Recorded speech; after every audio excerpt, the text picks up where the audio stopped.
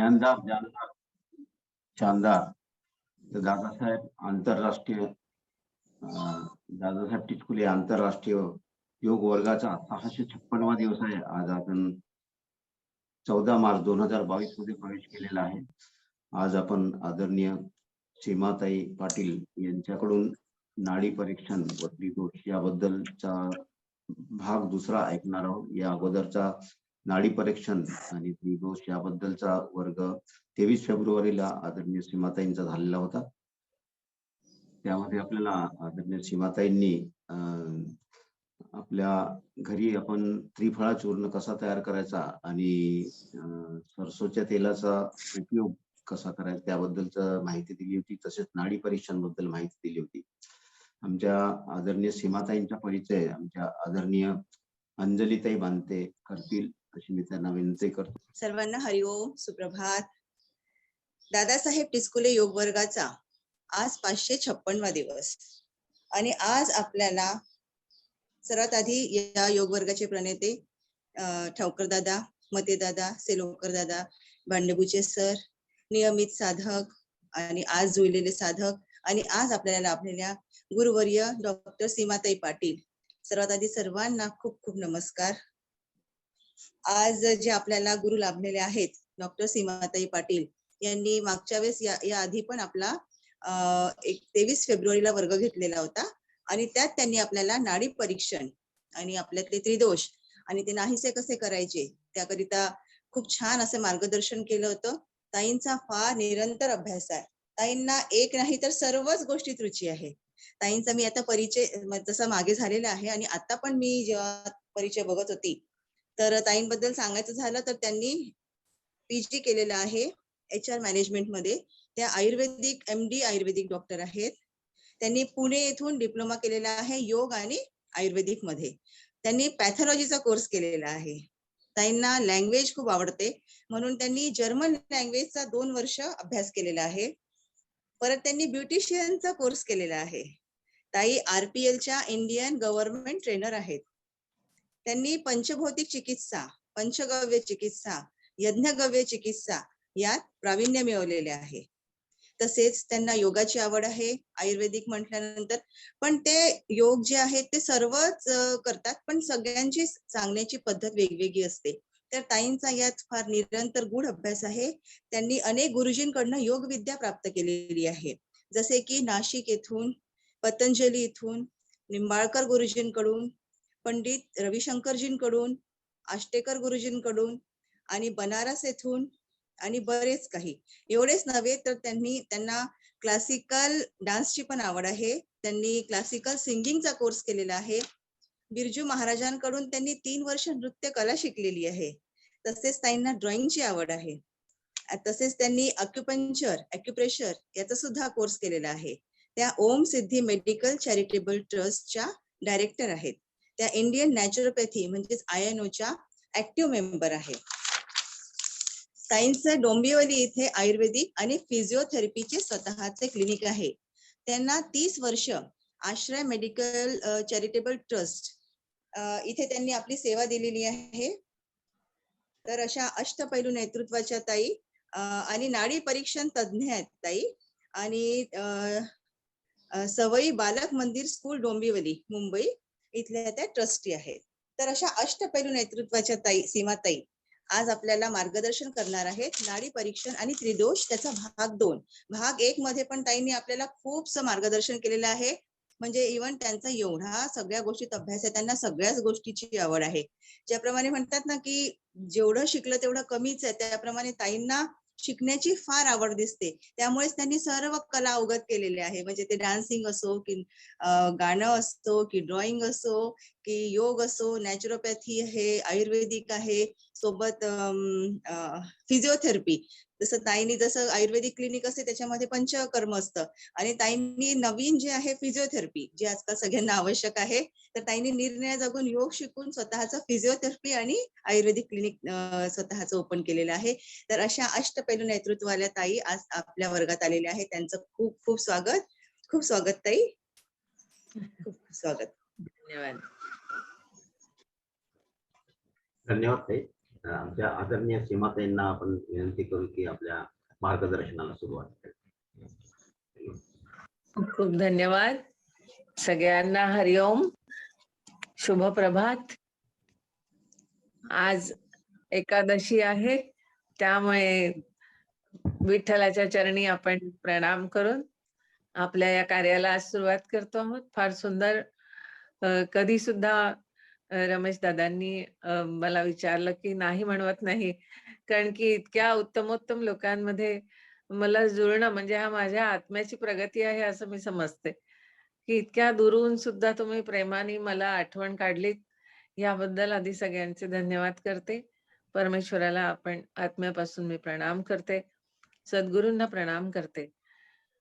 संपूर्ण जेवढं टिचकुले आणि संपूर्ण तुमचे जेवढे कार्यकर्ते आहेत, तसेच आदरणीय सगळ्या अंजलीताई आहेत, रमेशजी आहेत आणि सगळे जेवढे साधक आहेत त्यांना मी आत्म्यापासून प्रणाम करते. या शुभ प्रभाती आपण आज एकादशीच्या दिवशी हे बघणार आहोत, की याचा अजून सखोल अभ्यास तर इतका आहे की हा महासागर आहे. आपण जेवढा त्याच्यामध्ये डुबक्या मारू तेवढे मोती मिळत जातात आणि हा खूप मोतींनी भरलेला आहे. आणि हे आयुर्वेद एक हिऱ्यांची खाण आहे, की काय काय तुम्ही बाहेरचे दागिने जेव्हा बायका गोळा करत असतात तेव्हा मला असं वाटतं की काय ह्याच्यामध्ये रस आहे यांना. खरं तर ज्ञानामध्ये जेवढे मोती हिरे आहेत ते कुठेच मिळणार नाहीत आपल्याला. हे तर या सृष्टीमध्ये काय आहे यापेक्षा ही एक बाह्य सृष्टी आपण मागच्या ह्याच्यामध्ये बघितलं. मराठीतूनच घेऊन आज की हिंदीतून घ्यायचंय? नाही मराठीतूनच घेऊ. मराठी.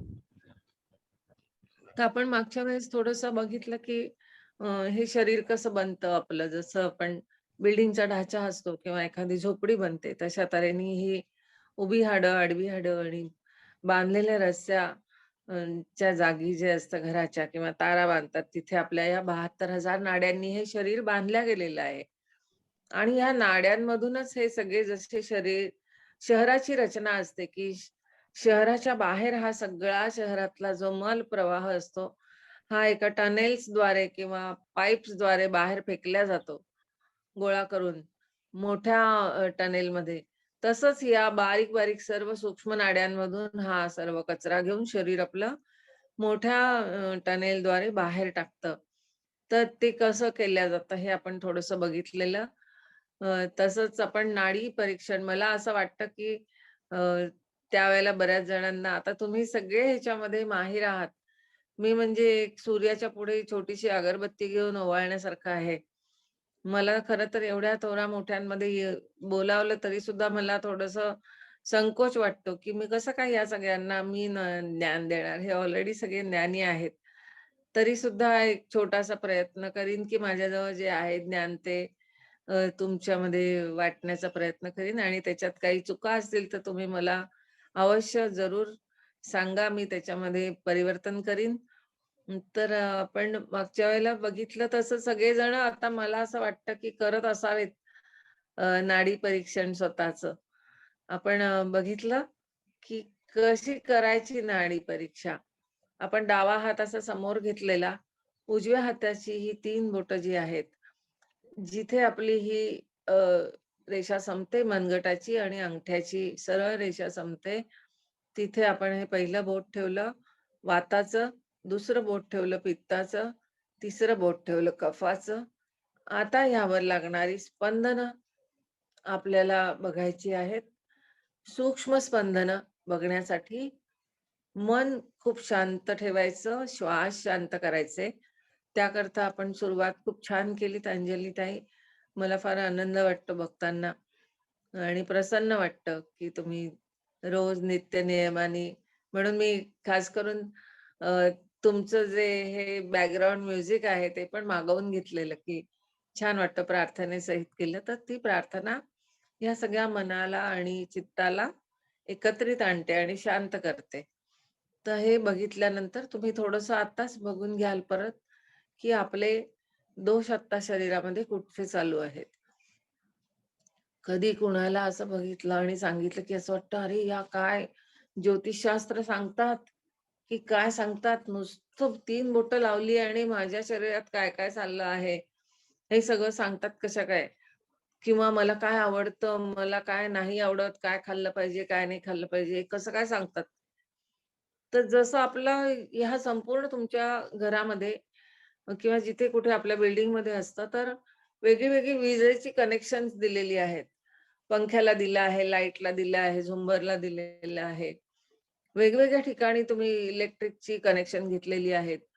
किचनमध्ये परत आपलं फ्रीज असतं, नंतर ओव्हन असतं, थोडंसं मिक्सर असतं. तर प्रत्येकाला आपण एक-एक वेगळं-वेगळं कनेक्शन घेतलेलं असतं. पण ह्या सगळ्यांचं मेन कनेक्शन एक आपला मेन स्विच असतो घरामध्ये आणि मेन स्विचला परत एक खाली सगळ्यांची जेवढी घरं आहेत, त्या सगळ्यांचं एक मेन पॉवर स्टेशन असतं. जिथून जर सपोज आता हे जसं एम-एस-सी-बीचं ऑफिस असतं मेन, तिथूनच जर पॉवर सप्लाय बंद केला, तर मी इथलं मेन स्विच किती ऑन ऑफ केलं तरी लाईट येणार नाहीत. किंवा इथलं मेन स्विच ऑन केलं आणि आतली जर बटणं नाही चालू केली, तरी सुद्धा मला कुठेही पॉवर सप्लाय मिळणार नाही. बस हा जी छोटी-छोटी बटणं आहेत, ती ही सगळी आपल्या शरीरातली जी 72,000 नाड्यांची जी केंद्र आहेत, ती आहेत. त्याला आपण मर्मस्थानं पण नंतर बघू आपण मर्मचिकित्सेमध्ये. तर ती जी असतात, ती कुठेतरी ब्लॉक झालेली असतात, ज्याच्यामुळे ती एनर्जी पास ऑन होत नसते किंवा दिसत नसते आणि ती ऊर्जा स्वरूपाने बाहेर येत नसते. म्हणून ती बटणं आधी ऑन करणं जरुरी आहे आणि मेन स्विच आहे. हे जे आहे, हे आपल्या घरात लावलेलं मेन स्विच आहे.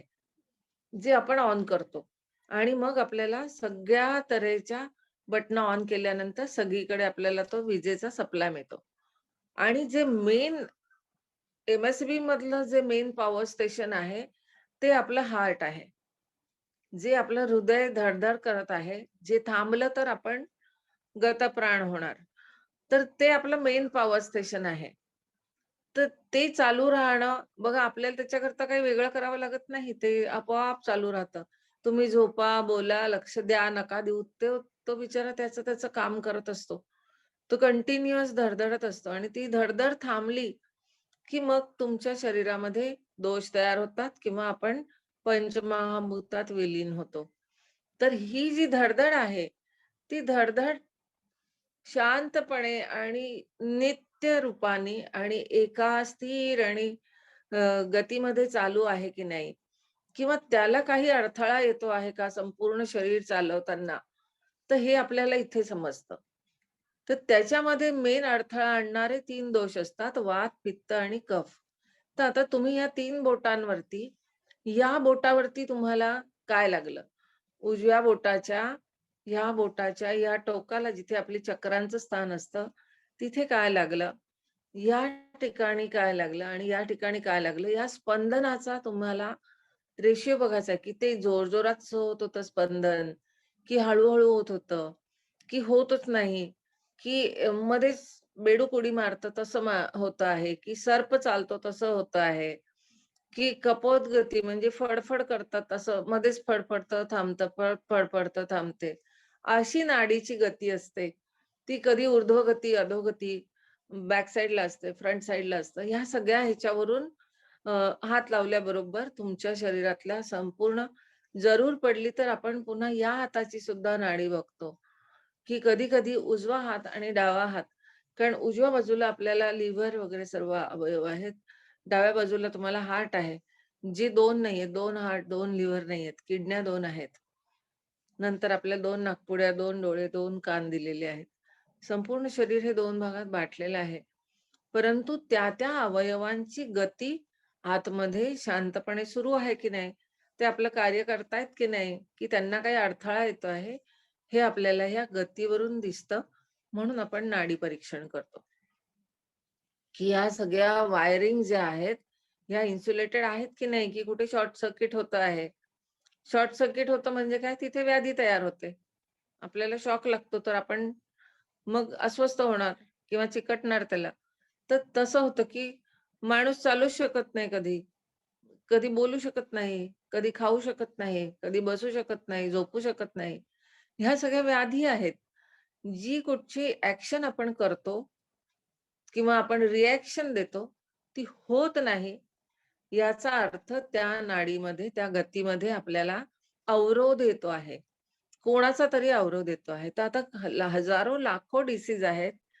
त्याचा अवरोध शोधण्यापेक्षा मूळ त्याचे जे 3 आहेत, ते जर बघितलेत, तर आपोआप समजतं, की अवरोध कुठच्या दिशेने सुरू आहे आणि कुठून येतो आहे आणि त्याला कसा बाहेर काढायचा.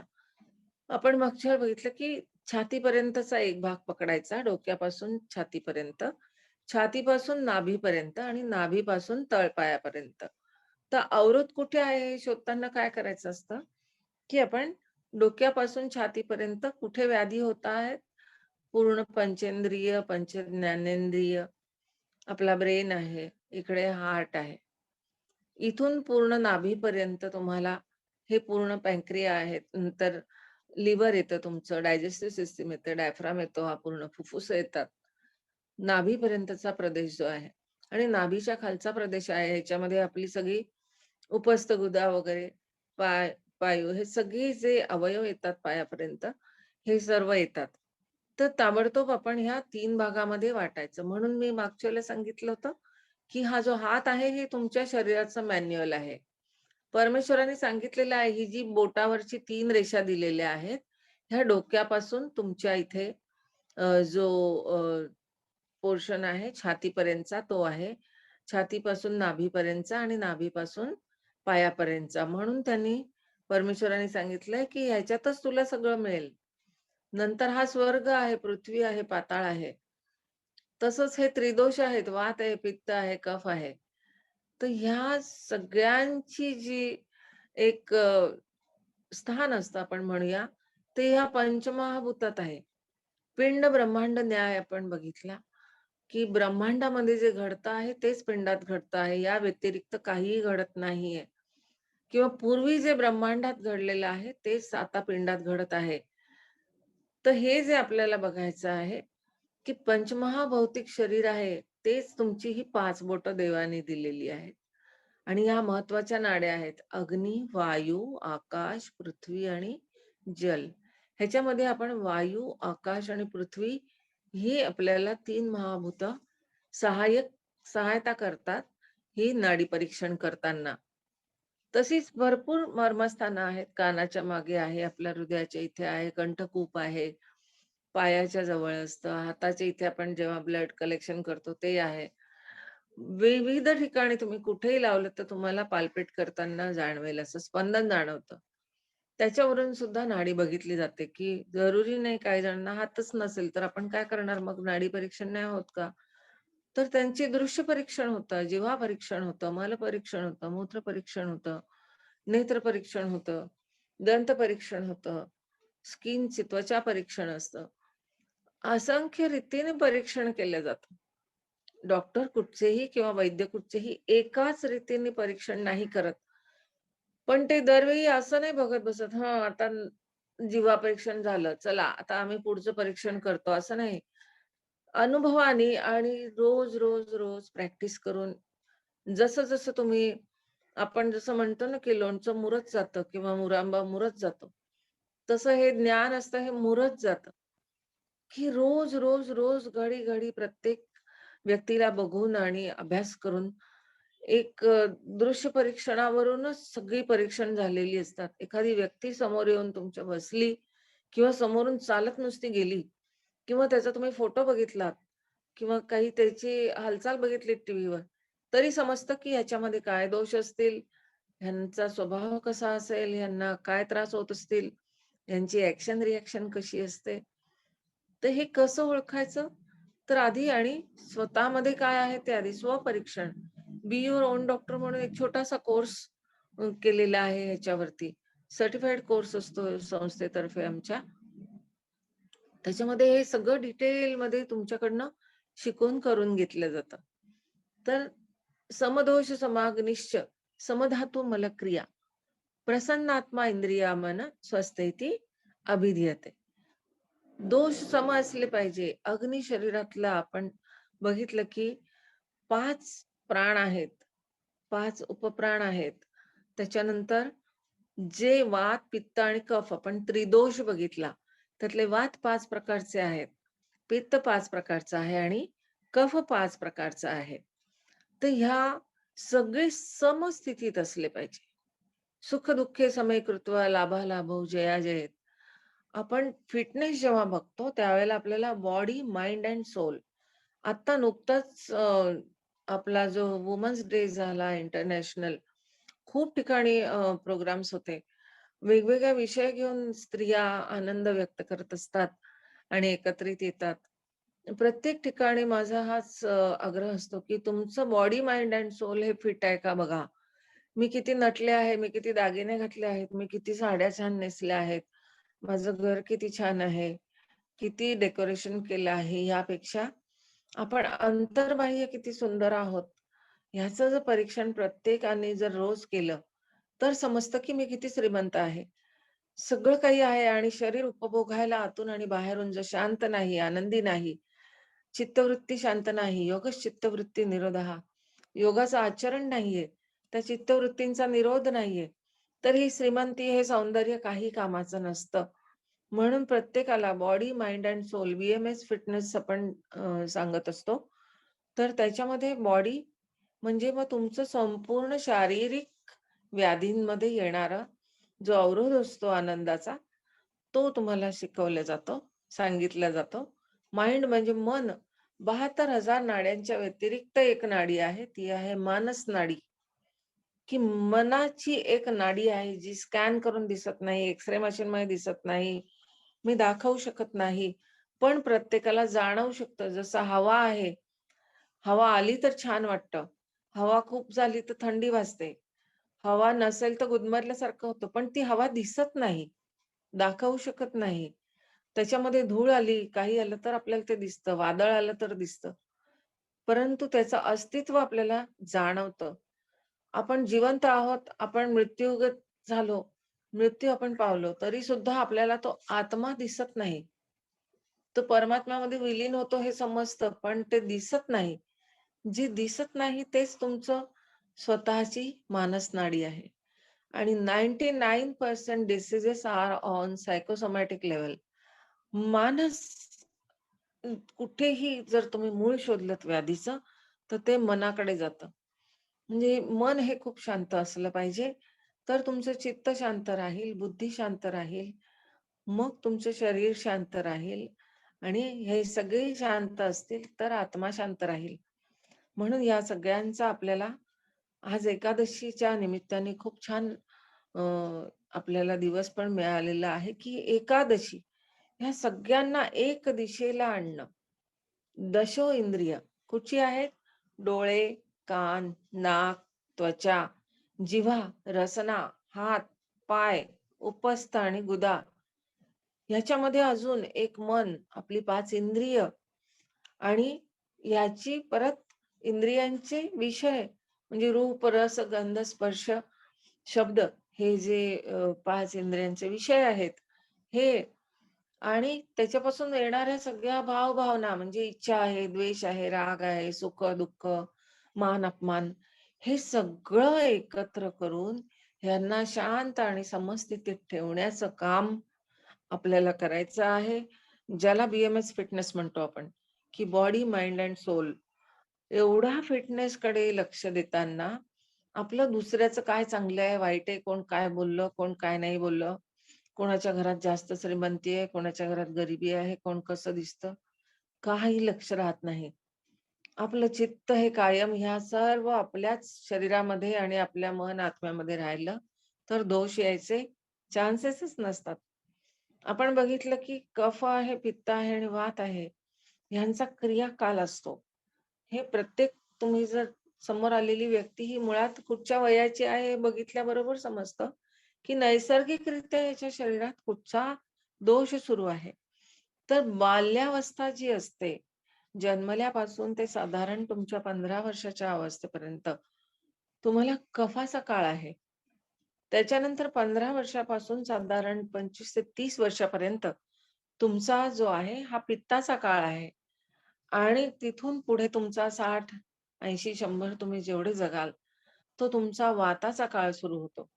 तर हा बाय नेचर तुम्हाला एक डायग्नोज झाला, की ह्याच्यामध्ये हा बाय नेचर हा एक दोष असणारच असणार. आणि परत जसं आपलं वय बदलतं, तसे दोष बदलतात. तर आपण म्हणतो बाई लहानपणी फार मला सर्दी खोकला व्हायचा, आता नाही होत. तेव्हा थोडंसं जरी आईस्क्रीम खाल्लं तर खूप ताप यायचा, सर्दी खोकला व्हायचा. आता नाही होत. मग आपण काय म्हणतो, की आता नुसतं कसं गरम होतं, हे बघा त्वचेवर पुरळ येते, नुसतं जळजळतं छातीत वगैरे. लहान मुलं सांगतात का उलट्या होतायत, डोकं दुखतं, जळजळतं, छातीत जळजळतं, पोटात जळजळतं. असं काही सांगत नाहीत. कारण की त्यांना ते दोष नसतात ते एकदम सुप्त अवस्थेत असतात, जे त्यांचं वय बदलल्यानंतर बाहेर येतात. असतं शरीरात स्थित सगळं असतं, पण ते बाहेर येत नाही. तर ते तसंच आपण जसं वयोवृद्ध व्हायला लागतो हळू-हळू, तसं-तसं आपल्याला वाताचे सगळे विकार, संधिवात आहे, हा सांधा दुखतोय, मान दुखते, पाठ दुखते, हात दुखतोय, कंबर दुखते, गुडघा दुखतोय, हे सगळं सुरू होतं. त्वचा तुमची सुरकुतायला लागते, मग केस पिकायला लागतात, दात पडायला लागतात किंवा हलायला लागतात. पोटाचे, पचनाचे विकार सुरू होतात. हे सगळे वायुदोषाचे प्रकार सुरू होतात. तर हे लक्षात घ्यायचं, की माझा काल कुठचा आहे. त्याप्रमाणे मला आहार, विहार, माझी दिनचर्या आणि ऋतुचर्या बदलायची आहे. तर आपण बघितलं, की कफ हा 5 प्रकारचा असतो. क्लेदक, अवलंबक, बोधक, तर्पक आणि श्लेष्मक. तसंच वात 5 प्रकारचा आहे. प्राण, अपान, उदान, व्यान, समान आणि पित्त पण 5 प्रकारचा आहे. पाचक, रंजक, साधक, आलोचक आणि भ्राजक. तर ह्या सगळ्यांचं आपण बघितलं, की कारण शरीर आणि सूक्ष्म शरीर. Body, mind and soul fitness कसा ठेवायचा? समजलं वात झालाय, पित्त झालाय, कफ झालाय किंवा द्विदोष आहे किंवा त्रिदोष वाढतो आहे. त्रिदोषाचं मी सांगितलं, की जसं तुम्ही अ, रोज त्रिफळा चूर्ण घ्या. मला असं वाटतं, की तुम्ही सगळ्यांनी सुरू केलेलं असेल. छोटा-छोटा जे क्लीनिंग प्रोसेस असते बॉडीची, ती इंटरनल, एक्सटर्नल यौगिक क्रिया तर तुम्ही करतातच. परंतु हे एक छोटंसं ब्रशिंग सिस्टम आहे, की जे अजून स्वच्छ करतं. आपण पाणी टाकून बाथरूम स्वच्छ करतोच, पण अजून आपण थोडासा त्याच्यावर साबण टाकला, अजून ब्रशनी घासलं तर अजून चकचकीत होतं. तसा प्रकार आहे हा. तर हे जे गुण असतात किंवा ही त्रिगुणात्मक प्रकृती आहे, सत, रज, तम हे जे गुण सारखे शरीरात येतात. सात्विक गुण आहे तर आपण छान असतो, राजसी आहे, मग तामसी आहे, तमोगुण आला तर आळशी होतो. राजसी गुण आहे तर थोडंसं शौर्य पण असतं, क्रोध असतो आणि एक जिगर असते, की मी हे करून दाखवीन, ते करून दाखवीन. तर साहस असतं. तर हे आपल्यातच गुण आहेत. आपल्याला दुसऱ्यांनी कोणी द्यायची गरज नसते. आपोआप येत असतात ते. आपोआप जसं-जसं वय वाढत जातं तुमचं, तसं तुम्हाला सृष्टीमध्ये बघितलं तरी ज्ञान येतं. तर दोषांचं पण ज्ञान येतं आणि त्याचे गुणांचं पण ज्ञान येतं. ह्याच्यावरती आपण बघितलं, की 80 व्याधी या वाताच्या ऑलरेडी आपल्या शरीरामध्ये एक्झिस्ट असतात. आपल्या शरीरामध्ये त्यांचं स्थान आहे, सुप्त अवस्थेमध्ये आहे. पित्ताच्या 40 व्याधी ज्या तयार होतात पित्तापासून, ह्या 5 पित्तांपासून, त्या आपल्या शरीरात आहेत. कारण ती 5 पित्त राहतायत म्हणजे ह्या व्याधी आहेत आणि 20 व्याधी ह्या कफापासून होतात. म्हणजे टोटल 140 व्याधी आपल्या शरीरात ऑलरेडी जन्मापासून मृत्यूपर्यंत छानपैकी मूल अवस्थेत असतात. त्याला आपण खत-पाणी घातलं, की त्याचं झाड आणि ते तयार होतं. आणि मग आपल्याला वाटतं हे विकृत कसं काय झालं? कुठून आलं? आहे तुझ्या शरीरात, फक्त त्याला कंट्रोलमध्ये ठेवणं हे महत्वाचं असतं. की आपल्या घरामध्ये इलेक्ट्रिसिटीचा मेन स्विच आहे म्हणून त्याची सगळी आपण बटणं उघडी ठेवत नाही किंवा त्याच्या वायरिंग जे असतं ते आपण इन्सुलेटेड करून कन्सील्डच करतो. भिंतीच्या आत घालून टाकतो आणि वरून त्याला मस्त पी रंग लावून डेकोरेट करून टाकतो. दिसूच देत नाही. तसं आहे या इन्सुलेटेड वातनाड्या, पित्तनाड्या आणि कफनाड्या ह्या सगळ्या आतमध्ये आहेत तुमच्या. त्या इन्सुलेटेड पण आहेत. पण जेव्हा त्याचं इन्सुलेशन फुटतं, फाटतं, त्यावेळेला काय होतं शॉर्ट सर्किट होतं किंवा एखादा पाईप असेल फुटला तर त्यातनं पाणी किंवा घाण बाहेर येते, मल बाहेर यायला लागतो. तसं आहे की नाही? कधी-कधी बघा तुमच्या नसा आपल्या पायाच्या म्हणा व्हेरिकोज व्हेन्स किंवा कधी हे फुगतात आणि आतल्या आत त्या फुटतात. मग त्याला अल्सरायटिस होतो किंवा तुम्हाला डायबिटीज वगैरे असेल तर त्या तिथे जखम झाल्यासारखी होते आणि मग ती चिघळत राहते, लवकर बरी होत नाही. तर ह्या सगळ्या हे इन्सुलेशन निघून जाणं, त्या नाड्यांचं इन्सुलेशन फाटणं आणि त्याच्या आतून व्याधी बाहेर येणं. ज्यांना दाबून ठेवलेल्या असतात इन्सुलेशन कोटमुळे, त्या सगळ्या बाहेर पडतात आणि आपल्याला त्रास देतात. ह्याच्यावरती ऋतूंचा प्रभाव असतो. ऋतू बदलतो आहे. आता आपण मागच्या वेळेला बघितलं त्यावेळेला थंडी होती. आता थोडंसं ऊन सुरू झालं. आता आपोआपच बाय नेचर आपण पाणी जास्त पिणार. आपल्याला घाम येणार, त्वचा होणार, घामोळं येत जातं किंवा फोड येत जातात. नंतर आपल्याला अति गरम झाल्यामुळे आपण भराभर थंड सरबत, थंड आईस्क्रीम, थंड पाणी पिता तुम्ही. मग त्याच्यामुळे होणारा अ, जो उन्हाळी सर्दी आपण म्हणूया, एक पावसाळी सर्दी असते, उन्हाळी सर्दी असते आणि थंडीमध्ये होणारी सर्दी असते. तर तो दोष असतो. त्याच्यामुळे येणारा ताप, त्याच्यामुळे येणारा सर्दी, खोकला आणि त्याच्यातून होणारी विकृती, हे सगळं ऋतुमानानुसार बदलत जातं आपलं. तुमची दिनचर्या आता जसं तुम्ही रोजचे सकाळी उठतात आणि एखाद दिवस सुट्टी दिली समजा अ, अ, आपल्याला, तर आपण लगेच म्हणणार, की जाऊ दे आज काही उठायचं नाहीये, आज काही कार्यक्रम नाहीये. आपण 5 मिनिटं थोडं जास्त झोपलं तर काही होत नाही.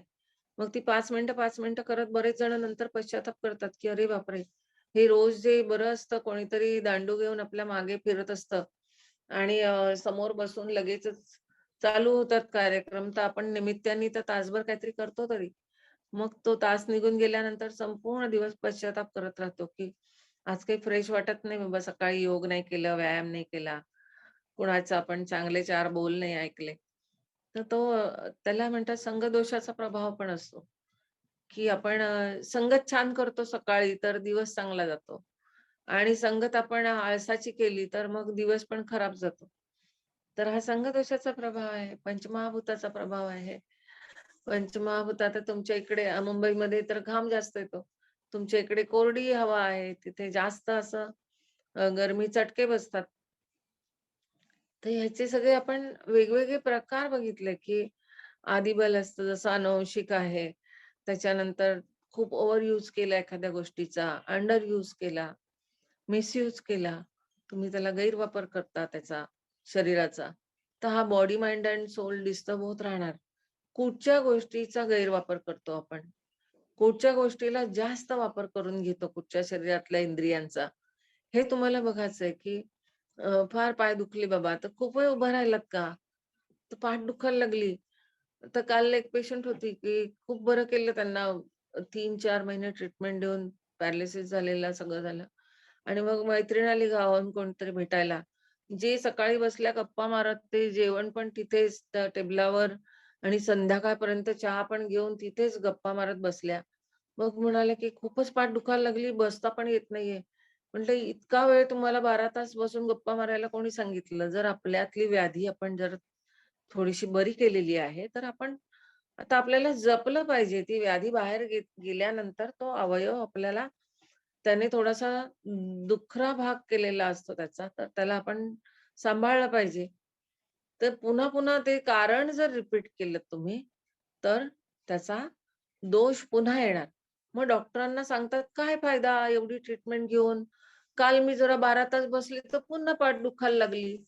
अरे 12 तास बसलातच कशाला? म्हणजे तुम्ही कारण रिपीट केलंत म्हणून तुम्हाला रोग परत आला. पाठदुखी ही पण एक व्याधी आहे. बसवत नाहीये अजिबात आणि मग आता गोळी खाते, आता पुन्हा शेकते, आता पुन्हा मला मसाज करून द्या. तर हे आपण लक्ष ठेवायचं. दुसरे का लक्ष ठेवतील सारखं?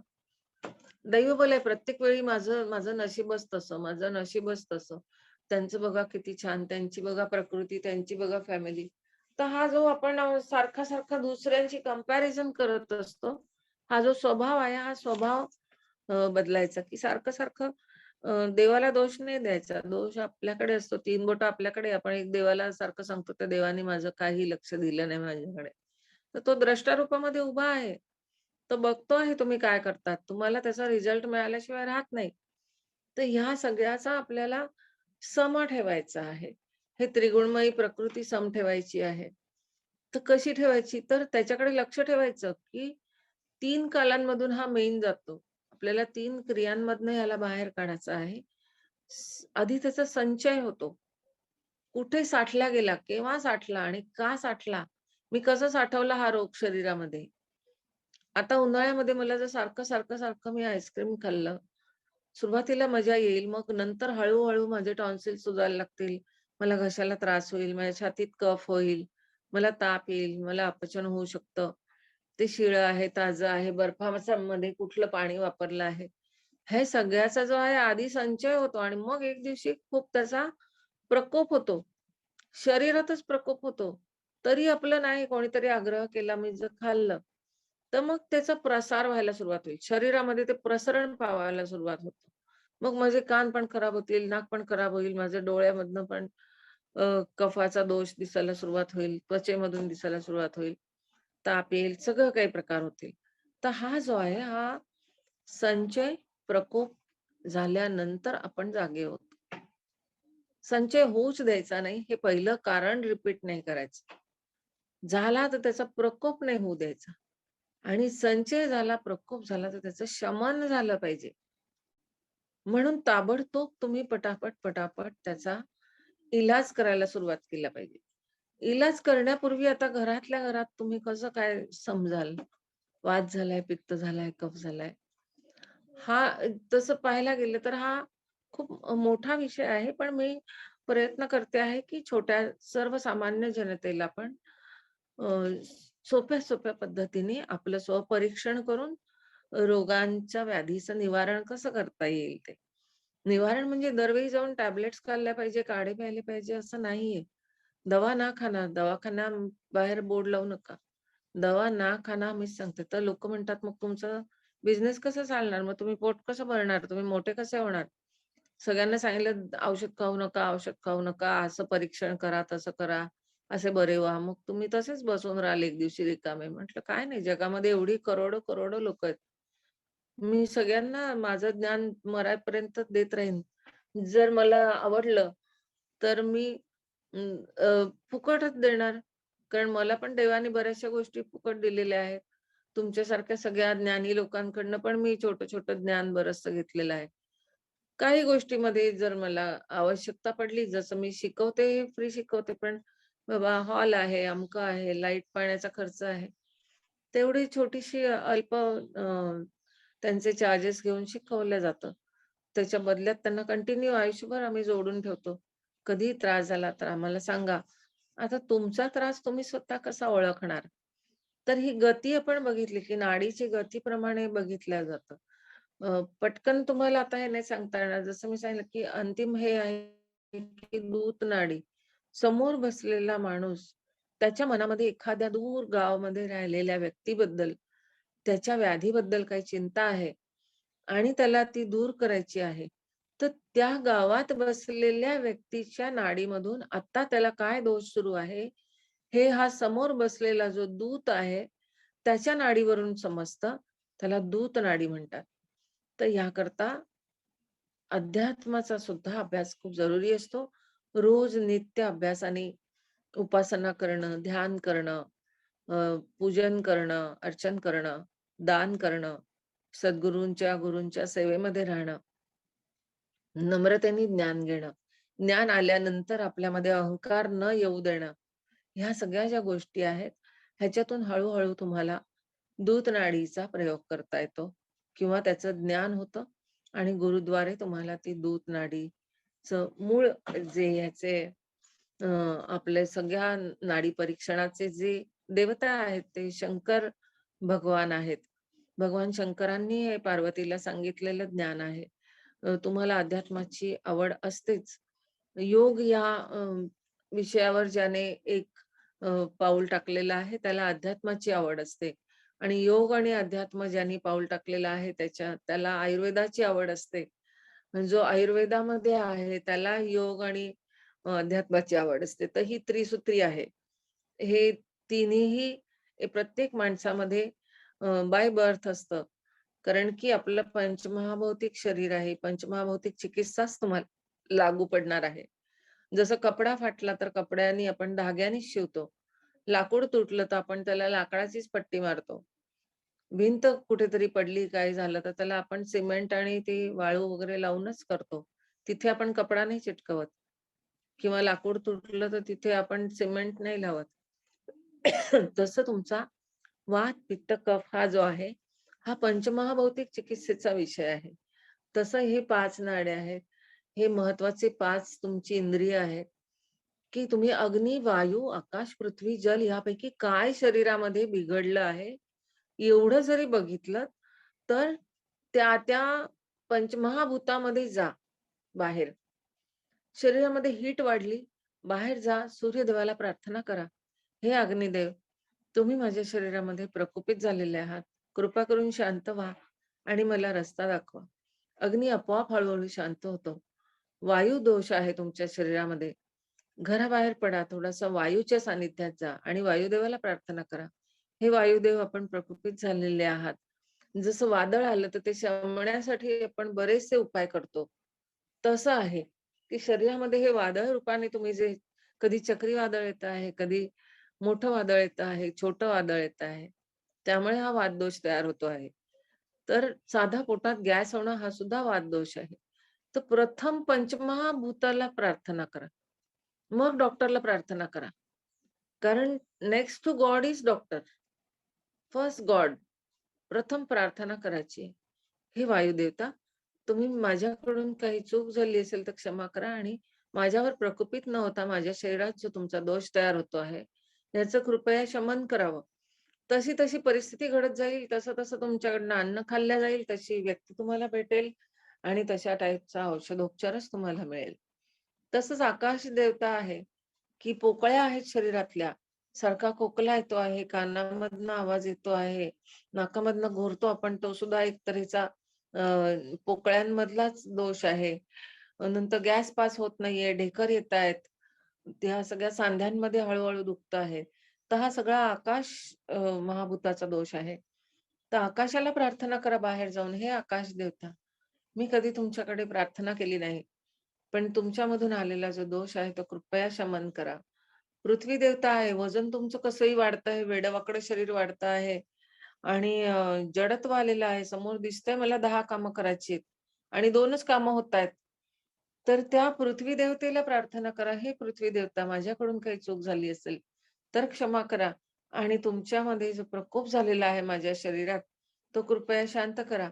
तुम्ही संध्याकाळपर्यंत बघा, तुमच्यातला दोष खूप कमी झालेला असेल. तसंच जलदेवता आहे, की अति अश्रू येतंय, अति इमोशनल आहोत आपण. सारखं-सारखं रडायला येतंय, सारखं प्रत्येक गोष्टीच्या कमी आणि दुःखाकडेच लक्ष जात आहे किंवा जास्त लाळ येते आहे तोंडामध्ये किंवा सुकते आहे तोंड. आता उन्हाळ्यामध्ये ते होतं, की झोपेत तोंड सुकतं, नाहीतर दिवसा पण सुकत असतं. त्वचा सुकते आहे. मलमूत्र तुमचं जे आहे ते अ, त्याच्यामध्ये थोडासा दोष येतो आहे. जास्त होतंय, अति प्रमाणात होतंय किंवा होतच नाहीये किंवा जलोदर सारखे रोग होत आहेत. नंतर घाम अति येतोय किंवा अजिबातच येत नाहीये. तर हे बऱ्याच रीतीने आपण शरीरामध्ये जल आहे. तर जलाचा कुठलाही दोष असू दे, जलदेवतेला प्रार्थना करा. हे जलदेवता, माझ्याकडनं तुमची सेवा करण्यामध्ये जी चूक झाली त्याबद्दल मी क्षमा मागत आहे. मी क्षमाप्रार्थी आहे. आपण कृपया आपला जो प्रकोप झालेला आहे तो शांत करावा. ही रोज प्रार्थना करावी लागते. म्हणून या पंचमहाभूतांना नेहमी नमस्कार करा आणि त्यांची माफी मागा, की आपल्याकडून जाणत्या-अजाणतेपणी काही चूक झाली असेल, तर आमच्या शरीरातला हा व्याधीरूपी प्रकोप तुम्ही शांत करा. म्हणून हे बॉडी, माइंड एंड सोल ज्यावेळेला आपण ट्रीट करतो, त्यावेळेला आपल्याला ह्या सगळ्यांच्या प्रार्थना कराव्या लागतात.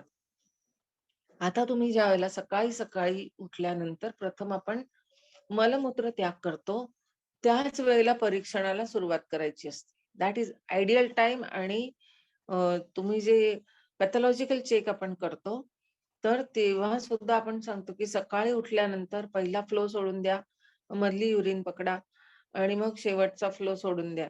त्याच्यावरून ती चेक केल्या जाते. तर मूत्र जर तुमचं पिवळ्या रंगाचं असेल, तर तुम्हाला साधारण वातदोष आहे शरीरात आता असं समजा. जास्त पिवळं एकदम ऑरेंज लालसर रंगाचं आहे, तर पित्तदोष आहे समजायचं. थोडं सफेद एकदम झाली, खूपच पांढरी झाली आणि थोडासा असा फेस सारखा असेल, बुडबुडे असतील, तर ती जी युरिन असते त्याच्यामध्ये थोडा कफ दोष आहे असं समजायचं. नाडी नाही बघितली तरी मूत्र परीक्षणावरून पण समजतं आपल्याला. किंवा असं धुरसट रंगाची असते, तर द्विदोष असतो, वात आणि पित्त असतं त्याच्यामध्ये. आपण ह्याचं परीक्षण कधी करतच नाही. आणि दुसरी गोष्ट असते, की आता आपण मॅचिंग सगळे कमोड्स किंवा तुम्ही जे संडास बसवतात, तर कधी डार्क रंगाचा असतात, कधी काय-काय चित्रविचित्र त्याच्यावरती डिझाइन असतात. त्याच्यामुळे तुम्हाला ते परीक्षण करणं थोडंसं कठीण जातं. तर अशा वेळेला तुम्ही एखाद्या तांब्यात गोळा करा आणि त्याच्यावरून परीक्षण केलंत तरी सुद्धा चालतं. ती गरम आहे, उष्ण आहे, झाल्यानंतर जर जळजळ होते आहे, खाज येते आहे, तर पित्तदोष जास्त वाढलेला आहे किंवा चिकटा राहतो, ओलावा राहतो आणि तुम्हाला अस्वस्थ होतं किंवा चिकट्यामुळे आलेले बुरशीजन्य रोग होत आहेत तिथे, त्या स्थानाला, तर तुम्हाला कफदोष आहे. तिथे अति सुकलेलं आहे, खूप सुकल्यामुळे खाज येते आहे आणि संकोच पावत असल्यामुळे ती जागा तुम्हाला अस्वस्थ होत आहे, तर तो वातदोष असतो. ह्या अशा तऱ्हेने आपल्याला जे अवयव बाहेर प्रकट स्वरूपात नाही दिसत आपल्याला, झाकलेले असतात, त्यांची सुद्धा तुम्हाला काळजी घ्यायची आहे. तसंच सगळ्यात वाईट म्हणजे जी काळी युरिन जर झाली, युरिनचा रंग एकदम काळपट यायला लागला, तर समजायचं की संनिपात होणार आहे आपल्याला. आपल्यामध्ये त्रिदोष उच्च रीतीने वाढलेला आहे आणि कुठचा तरी तुम्हाला पुढे जाऊन अटॅक येण्याचे चान्सेस असतात. तुमची किडनी खराब होण्याची शक्यता आहे किंवा तुम्हाला एखादा गंभीर रोग होण्याची शक्यता आहे, व्याधी होण्याची शक्यता आहे. तर कधी सुद्धा हे मूत्र जी परीक्षण आहे, हे खूप महत्वाचं आहे. तुम्हाला त्याच्यानंतरचं परीक्षण असतं, की आपण उठतो आणि डोळे चोळत उठतो. तर डोळ्याचं नेत्रपरीक्षण करा. त्याच्यानंतर म्हणजे तुम्ही स्वतःच आपले डोळे, आपली नजर कशी आहे ह्याच्यावरून समोरचा माणूस बसल्यावर पण समजतं. त्याची पुतळ्या ज्या असतात म्हणजे जे आयबॉल्स असतात ते असे जर हालत राहिले आणि सारखा तो माणूस वर बघ, खाली बघ, साइडला बघ, इकडे बघ, तिकडे बघ असं डोळ्याची मिचमिच कर असं सारखं करत असेल तर तो त्याचा वातदोष असतो थोडासा. आणि जर तो असा एकदम शांत आणि सतत असं वाटतं की याला झोप बीप येते की काय असे डोळे जड असतात आणि फार थोड्या वेळाने पापणी लावणार त्याची, तर तो कफदोष असतो. आणि सारखे डोळे वटारून बघणं, भुवया उंचावणं, सारखं डोळ्याचं आठ्या घालून असं बघणं बोलताना, तर तो पित्तदोष असतो. म्हणजे प्रकट स्वरूपामध्ये हे दोष तुम्हाला इंडिकेशन्स देतात आहे. आपल्याला ते ओळखता येत नाहीत. हे खूप तुम्हाला डिटेलमध्ये आता आपण एका तासात आपण छोटं-छोटं हे बॉडी, माइंड एंड सोल कसा फिटनेस ठेवायचा बघतो आहोत. आणि त्याच्यातून त्रिदोष आपल्याला कसा ओळखायचा आणि काढायचा हे बघतो आहोत. म्हणून मी थोडंसं फास्ट मोडमध्ये जाते आहे, की एक परिचय तरी होईल. तुम्ही कधी जरूर मी विनंती करीन तुम्हा सर्व साधकांना आणि आयोजकांना, की तुमच्या इकडे विदर्भामध्ये जरूर एकदा 1 दिवसाचा सेमिनार ठेवा. सर्टिफिकेट पण असतं तुम्हाला त्याचं आणि फार सुंदररीत्या दिवसाच्या 3 भागामध्ये 3 दोषांचं संपूर्ण परीक्षण तुम्हाला तिथल्या तिथे पूर्ण हॉलमध्ये बसलेल्या सर्व लोकांमध्ये आपापसात केलं जातं आणि तुम्हाला खूप उदाहरणांमधून चालता, फिरता, उठता, बसता कसं हे त्रिदोष तुम्हाला बघायचा असतो, ज्याद्वारे हजारो, लाखो व्याधींचं आपण निवारण करू शकतो हे सांगितलं जातं. तर स्वर आता आपण जे बोलतो आहोत, तर ते बोलताना एकेकाचा स्वर जो असतो एकदम खरखर, खरखर, खरखर आवाज येत असतो. आणि एकदम वृक्ष असतो असं वाटतं, बापरे! हा माणूस नाही बोलला तर बरं होईल. एकदम आपण अनइझी असतो, की लवकर थांबतील हे बोलणं तर बरं होईल. तर त्यांना वातदोष असतो. त्यांचा दोष नाहीये बिचाऱ्यांचा. माणूस हा कधीच दोषी नसतो. त्याच्यामधले जे दोष आहेत, त्रिदोष आहेत, ते त्याला तसं करवत असतात आणि ते प्रकट स्वरूपात येत असतात बाहेर. तर स्वर असा खूप म्हणजे तापट स्वर असतो, की जेव्हा बघा तेव्हा असं वाटतं, की हा माणूस बोलतोय की भांडतोय आणि खूप उच्च स्वरामध्ये बोलत असतात आणि असा रागीट स्वर असतो. तर ते पित्तदोष जे असतात आणि अति हळू, की बाबा अगदी कान जीवाचा कान करून ऐकायला लागतं किंवा काय म्हणता तुम्ही? अच्छा, अच्छा. काय म्हणालात? असं सारखं आपल्याला विचारायला लागतं, की पुट-पुट, पुट-पुट करून फक्त बोलणार आणि अगदी मुश्किलीने त्यांचा आवाज बाहेर पडतो. ते कफज असतात, आळशी असतात. आलस्य, निद्रा, प्रमाद हे त्यांना घेरलेलं असतं आतून. त्यामुळे ते बोलायला सुद्धा कंटाळा करतात किंवा तुम्ही त्यांना 10 प्रश्न विचारले तर ते एकदम हां, नाही, हो, एवढ्याच ह्याच्यात उत्तरं देणार. अखंड वाक्य कधीच बोलत नाहीत ते. असं वाटतं की ह्यांना गदा-गदा हलवावं आणि भरपूर बोल म्हणून सांगावं. तर ते किंवा अति दोष वाढत असला ना तर ते बोलणारच नाहीत. ते नुसते माना हलवत राहतात. नाही पाहिजे. फार क्वचित हो आणि हा येतो त्यांच्या तोंडून. तुम्ही ऑब्झर्व्ह करा माणसं. त्याच्यावरून त्यांचं बॉडी, माइंड अँड सोल कसं आहे हे समजतं, की शरीर आहे, मन आहे आणि आत्मा कसा आहे. हे इमिजिएट तुम्हाला परीक्षण येतं. कुठचाही डॉक्टर व्हायची गरज नाही, कुठची डिग्री घ्यायची गरज नाही, कुठच्याही वयाची अट नसते ह्याला. त्याचा स्पर्श जो तुम्ही त्याला स्पर्श केलात कोणाला सुद्धा, पटकन समजतं, की खरखरीत आहे का? तर वात दोष आहे. गरम आहे का? तर त्याच्यामध्ये थोडा पित्त दोष जास्त आहे. आणि एकदम थंड लागतं, ओलसर लागतं अंग, तर तो कफ दोष असतो. तर कुठचा दोष आतमध्ये वाढलेला आहे, हा नाडी न बघता सुद्धा सांगता येतो आपल्याला. तर ह्या सगळ्यांचा अशा तऱ्हेने आपल्याला परीक्षण करायचं असतं. सूक्ष्म देह आणि स्थूल देह ह्या दोघांचं परीक्षण ह्याच्यातून होतं, की तुम्ही देहामध्ये जे आपण अ, सूक्ष्म देह म्हणाल तर तो दिसत नसतो. पण त्याचं परीक्षण तो जो बाहेर काढत असतो त्याची रिएक्शन, ॲक्शन ज्या होत असतात, त्याप्रमाणे आपण समजू शकतो, की याचा सूक्ष्मदेह जो आहे, हा किती कार्यरत आहे आणि किती शांत आहे किंवा चंचल आहे हे. तर या याच्यामध्ये ते जे दोष असतात, हे तुमच्या आत्म्याला उच्च स्थितीला नेत असतात किंवा अधोगतीला नेत असतात. आत्मा हा संगदोषामध्ये जातो आणि हळू-हळू तशाच लोकांची birds having same feathers flux together म्हणतात, की एकाच तऱ्हेचे पीसवाले सगळे पक्षी एकत्र येतात. तुम्ही संध्याकाळी बघाल तर दिवसभर सगळे पक्षी मिक्स उडत असतात. पण जसा सूर्यास्त होतो, जो तो आपापल्या अ, बगळे-बगळ्यांमध्ये, कावळे-कावळ्यांमध्ये, पोपट-पोपटांमध्ये, चिमण्या-चिमण्यांमध्ये जातात. तसं हे दोष जे असतात, ते समाजामध्ये वावरताना तुम्ही बघाल आपण नेहमी तटस्थ आणि दृष्टारूपाने समाजात फिरायचं असतं.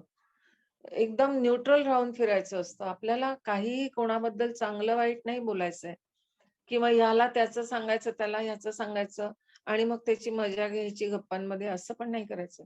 तर आपण परमेश्वराचा रोल करायचा आहे. Next to God is doctor ना, की आपण द्रष्टारूपाने बघायचंय कोणाला काय, कोणाची कशी प्रकृती आहे ती. तर हे बर्ड्स हॅव्हिंग सेम फिदर्स म्हणजे जो वातवाला असतो ना, तो बरोबर वातवाल्यांच्या ग्रुपमध्येच जातो. पित्तवाला असतो तो बरोबर तशा टाइपच्या लोकांनाच अ, जुळत जातो. आपोआप गर्दी असू दे, मार्केट असू दे. तुम्ही जर एखादं फॅमिली फंक्शनमध्ये बसाल, तर तुम्ही बघाल की सुरुवातीला सगळे एकत्र असतात. मग हळू-हळू त्यांच्या जोड्या-जोड्या व्हायला लागतात किंवा 2-3 जणांचा एक ग्रुप, एकाचा एक ग्रुप, एक एकटाच बसलेला आहे. तर ते सगळे सॉर्ट आउट होतात. कफ कफाकडे जातो, त्या दोषाच्या, समदोषाच्या माणसाकडे अट्रॅक्ट होतो. That is law of attraction. की तो त्याच्याकडेच आकर्षित होणार आणि तिथेच बरोबर जाऊन बसतो. आणि मग ते सगळे एकत्र येऊन अजून ते दोष वाढत असतात. छोटंसं उदाहरण देईन मी तुम्हाला, की तुम्ही ट्रेनमधनं ट्रॅव्हल करत असाल किंवा कधी प्लॅटफॉर्मवरती गेलात. खास करून आम्हाला मुंबईकरांना तर सारखं लोकलशी संबंध येतो. पण तसं नसेल तर या कधी मुंबईला आणि वात, पित्त, कफाचं जर परीक्षण करायचं असेल तर नक्कीच तुम्ही या आणि प्लॅटफॉर्मवरती अभ्यास करा, तर तुम्हाला खूप हजारो केसेस अभ्यास करायला मिळतात. तर सिंपल एक उदाहरण मी सांगते, की आम्ही प्लॅटफॉर्मवरती किंवा तुम्ही कधी पण गावाला जाल, तर प्लॅटफॉर्मवरती उभे राहा. सामान घेऊन उभे आहात तुम्ही आणि तुम्ही द्रष्टारूपाने बघा, आता एवढी प्लॅटफॉर्मवरची लोकं आहेत. यांना किती जणांना वात, पित्त, कफ आहे आणि यांचा त्रिदोष कसा ओळखायचा? त्यांच्याशी ओळख न करता लांबूनच आपण कसं ओळखायचं? तर एवढ्या लोकांमध्ये 3 डिव्हायडेड बाय 3 करायचं असेल, तर एखाद्याला आता लोकल समजा येते आहे किंवा ट्रेन येणार आहे आणि तुम्ही अगदी छानपैकी तयारीत राहिलात. सपोज 10 वाजता ट्रेन येणार आहे आणि 10 वाजत आले, तर तुम्ही एकदम लगेच सामान-बिमान घेऊन तयारीत राहतात. झालं आता 10 वर काटा टेकणार आणि जसं आपण सकाळी हा प्रोग्राम सुरू व्हायची वाट बघतो, की बस आता हे ऑन केले लिंक, की आपला प्रोग्राम सुरू. तर ह्याच्यामध्ये पण मी सांगेन, की कसे दोष ओळखायचे. तर स्वतःमध्ये पण असतात. माझ्यामध्ये पण आहेत, सर्वांमध्ये आहेत ते दोष. फक्त तो ओळखायचा आणि काढून टाकायचा असतो इमिजिएट त्याच्या त्या दिवशी, त्याच्या त्या वेळेला. तर जो आणि अनाउन्समेंट समजा झाली रेल्वेने केली, की ही गाडी जी 10 वाजता येणार होती, ती आता अर्धा तास उशिरा येणार आहे. आणि तुम्ही त्याच्यातूनच इमिजिएट परीक्षण करायला सुरुवात करा. इमिजिएट तुम्ही बघा, की रिएक्शन काय आहे अख्ख्या प्लॅटफॉर्मवरच्या लोकांची. तर जे पित्तदोषवाले आहेत, ते लगेच ओरडायला सुरुवात करतात. इमिजिएट हायपर होतात ते. Fraction of सेकंडमध्ये.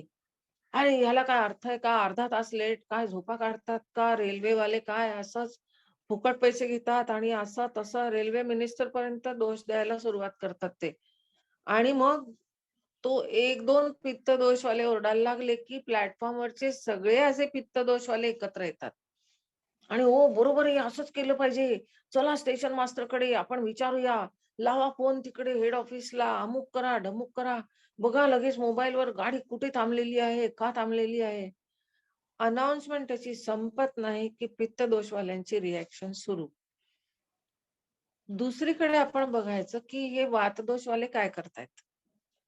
आमच्या इथे तर लोकलला पित्तदोषवाले जे असतात, ते लगेच मग जाऊन स्टेशन मास्टरवरती हल्ला, तिकडे गाड्या थांबवणार, गाड्यांवर स्टोनिंग करणार, मग ते सिग्नल तोडणार, मग काचा फोडणार, काहीही करू शकतात ते लोक. हा जो सगळा उद्रेक आहे, आता हे युद्ध चाललेलं आहे, हे काय आहे? हा उद्रेक आहे सगळ्या. पित्तश प्रकृतींचा उद्रेक झालेला आहे हा. म्हणून तिथे शेवटी बॉम्ब टाकले जातात. नाही मला मारायचंच तुम्हाला. हाणामाऱ्या करणं हे जास्त त्यांना आवडतं. आणि चिडचिडेपण आणि तापटपणा हा जास्त आवडतो. त्यांना शांती नको असते. आपण भारत शांतीदूत आहोत. आपण सगळ्यांना शांती ठेवायला सांगतो. आपण युद्ध नाही पुकारत कधी पण. जिथे असेल तिथे आपण शांत राहायला सांगतो. कारण की इथे अध्यात्म आणि योग जास्त आहे. तर त्याच्यानंतर वाददोषवाले काय करतील? इमिजिएट इकडनं तिकडे, तिकडनं इकडे. ह्या प्लॅटफॉर्मच्या टोकापासून त्या प्लॅटफॉर्मच्या टोकावर, वरती ब्रिजवरती जातील, काय दिसतंय का बघतील, वाकून बघतील. आली का गाडी? आली का गाडी? जर त्यांनी सांगितले, की अर्ध्या तासाने येणार आहे, तर तुम्ही कशाला वाकून बघता ते? शांत बसा ना. पण नाही त्यांचा वाददोष त्यांना शांत नाही बसू देणार. ते सारखं बघणार वाकून, आली का गाडी? आणि परत तशा टाईपचे बघा तुम्ही प्लॅटफॉर्मवर उभे राहिले तर दिसत असतात. बरीच लोकं खाली वाकून बघत असतात गाडीच्या दिशेने. ते जेवढे वाकून बघणार आहेत ते सगळे वातवाले आहेत. जी ब्रिजवर जातात, मग मध्येच काहीतरी घेऊन येतील, मग परत त्या दिशेला जातील, मग मध्येच काहीतरी पेपर आणतील, मग परत बिस्किटं आणतील, मग पाणी आणतील, मग परत ठेवतील, मग उगाच हात चोळत उभे राहतील. मग दुसऱ्यांना विचारतील, "झालं का? अर्धा तास म्हणजे आता 10:30 ला येईल ना?" मग सांगितलं ना 10 वाजता सांगितलंय, अर्ध्या तासाने येणार, तुम्हाला घड्याळ कळताय. मग तरी तो त्या तऱ्हेचे माणसं शोधत राहील, जोपर्यंत त्याला त्याच्या पॉझिटिव्ह त्याच्या दोषाशी मॅच होणारे मिळत नाहीत. आणि कपदोषवाले काय करतील? अरे बापरे! अर्धा तास आहे का गाडीला? चला. ते कुठेतरी फॅन शोधतील, बसायला जागा शोधतील आणि सामान ठेवून घेतील आणि मस्त एक डुलकी काढतील. जाऊ दे, गाडी येईल तेव्हा येईल. जग काही करू दे. आपण आपले शांतपणे बघत बसूया, की कसं चालू आहे, काय चाललेलं आहे आणि येईल केव्हा गाडी. बाजारामध्ये तुम्ही भाजी घ्यायला गेलात, तर तुम्ही बघा, की काही विक्रेते असतात, हे खूप जोरजोरात ओरडून विकत असतात. आपण असं एक उदाहरण घेऊया, की एखाद्या मेथीची जुड्या घेऊन बसलेले आहेत. एकच सामान विकतो आहे. 3 3 टाइपची बाजारामध्ये तुम्हाला इमिजिएट बघायला मिळतील. भाजी बाजारात जा आता थोड्या वेळाने आणि बघा तुम्ही. एक असतो खूप जोरजोरात बेंबीच्या देठापासून ओरडून विकत असतो. "घ्या ₹10 जुडी, घ्या, लवकर या, लवकर या. त्याचं हे बनवा, त्याचं ते बनवा." आणि सारखा याच्या मागे जाईल, त्याच्या मागे जाईल. "घ्या ना ताई, घ्या ना दादा, खाऊन तर बघा, माझं उद्या नाव काढाल, परत याल." तो वातवाला असतो. पित्तवाला असतो त्याला तुम्ही फक्त विचारा, "कितीला जोडी?" नुसतं भाव विचारणार आहे का, की घ्यायचंय तुम्हाला? नुसते बाजारात भाव काढायला येतात. एक घेणार आहे का? एक जोडीने काय होतं? मग काय 10 जोड्या घेणार आहेत का म्हणून एवढे भाव विचारतात ते? तो तुम्हाला काहीतरी तापट उत्तरच देणार. तो पित्तच विक्रेता आहे. आणि कपवाला असतो तो आपला जुड्यांचा ढीग घेऊन शांतपणे स्टूल ठेवून बसून राहील. तुम्ही त्याला विचाराल, "कितीची जोडी दिली बाबा?" तर तो असा हात करून दाखवेल. "कमी करणार का दादा?" तो म्हणेल, "नाही." "मग 15 ला 2 देतात का?" पैसे घेईल, ठेवून देईल, परत तो असा बसून राहील. तो कफश दोषवाला विक्रेता आहे. अशा गोष्टी दिसतात की नाही मला सांगा? दिसतात ना? तुमचे थोडेसे व्हिडिओ ऑन करा म्हणजे मला तुमच्या चेहऱ्यावरच्या रिएक्शन्स दिसतील. की मी जे सांगते आहे ते बरोबर आहे की चूक आहे? नाही, बरोबर आहे. बरोबर आहे ना? अगदी बरोबर. म्हणजे सर्वांना सर्वांना अनुभव येतो याचा. खूप मास्टर हे बापरे! 1 मिनिट हां.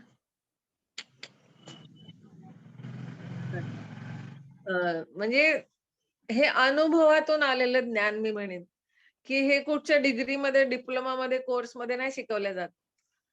आपण डेव्हलप करायचं असतं, की माणसं असं का करतात आहे? असं तुम्ही का सांगताय त्या वागतात सगळ्या आहे? गोष्टी आम्हाला खरोखर पटतात. आहे ना? आणि आता थोडंसं घरात बघा आता तुमचा 7:30 ला ना म्हणजे आता मला संपवायला पाहिजे एक 7 मिनिटात, 8 मिनिटामध्ये. तर त्याच्या पुढे जर मी बोलत बसली ना अजून अर्धा तास, तुम्ही पण बसाल. आपल्याला आवडतंय, आपण गप्पा मारत बसलो आणि तुमच्या परिवारातल्या सगळ्याच व्यक्ती काही हे बघत नाहीयेत आता. तर ते काय करणार? मग आता जे पुरुष आहेत त्यांच्या बायका तर बिचाऱ्यांना स्वयंपाक करायचा आहे, डबे करायचे आहेत, नाश्ता करायचा आहे आणि त्यांचं लक्ष घड्याळाकडे असेल, की हे रिकामटेकडे जे आहेत सकाळी बसतात सगळे, यांना काही कामधंदा नाहीये. योगाच्या नावाखाली मस्त टाईमपास करत बसतात आणि येऊन बसणार ताटावरती, मला नाश्ता दे आणि डबा उचलणार आणि जाणार ऑफिसला. तर हे काय होतं तर ती जी सौभाग्यवती असेल ती आतमध्ये तुमच्या आता थोड्या वेळाने बघा तुमच्या कॅमेऱ्याच्या मागे सगळेजण फिरताना दिसतील किंवा अस्वस्थ असतील. किती वेळ ही खोली अडवून बसणार हा माणूस? किती वेळ ह्यांचं चालू राहणार आहे? हे कारण तुम्ही सांगितलेलं असतं ना, जोवर माझं हे चालू आहे, तोवर मागनं-पुढनं, इकडून-तिकडून कोणी जायचं नाही. कपाट उघडायचं नाही, काही घ्यायचं नाही, दार वाजवायचं नाही. तर हे सगळ्यांना जे कोंडून ठेवलंय तुम्ही आतमध्ये, ते आता त्यांचं परीक्षण करा, की त्यांचा हळू वात वाढायला सुरुवात होईल. ते एक चक्कर मारून जातील तुमच्या अवती-भोवती आणि अस्तित्व दाखवतील, की "बास आता करा. खूप टाईमपास झाला सकाळचा. आता तुम्ही ज्ञानाच्या नावाखाली जे करता आहात, आता घरात लक्ष द्या थोडंसं." तर समजा त्यांचा वात वाढलाय. नाडी बघू नका त्यांची. तुम्ही इथूनच सांगा, की तुझ्या शरीरात आता हो आणि जर इमिजिएट त्यांची नाडी बघितलीत ना, खरोखर वात त्यांचा वाढलेला असतो. त्याच्यानंतर आतूनच आळी येईल तुम्हाला. काय संपतंय की नाही, की चालूच राहणार आहे अजून? 7:30 वाजले, काय 8 वाजले, काय वेळेचं भान आहे की नाही? ओरडा सुरू झाला, की समजा पित्त वाढलंय. नाडी जाऊन बघितलीत ना, तर तुम्हाला समजेल पित्त आपोआप वाढतं. स्वभाव दोष असतो तो. आणि एखादे कपवाले असतील म्हणतील, "बरं 7:30 पर्यंत मी अजून अर्धा तास झोपते, जाऊ दे."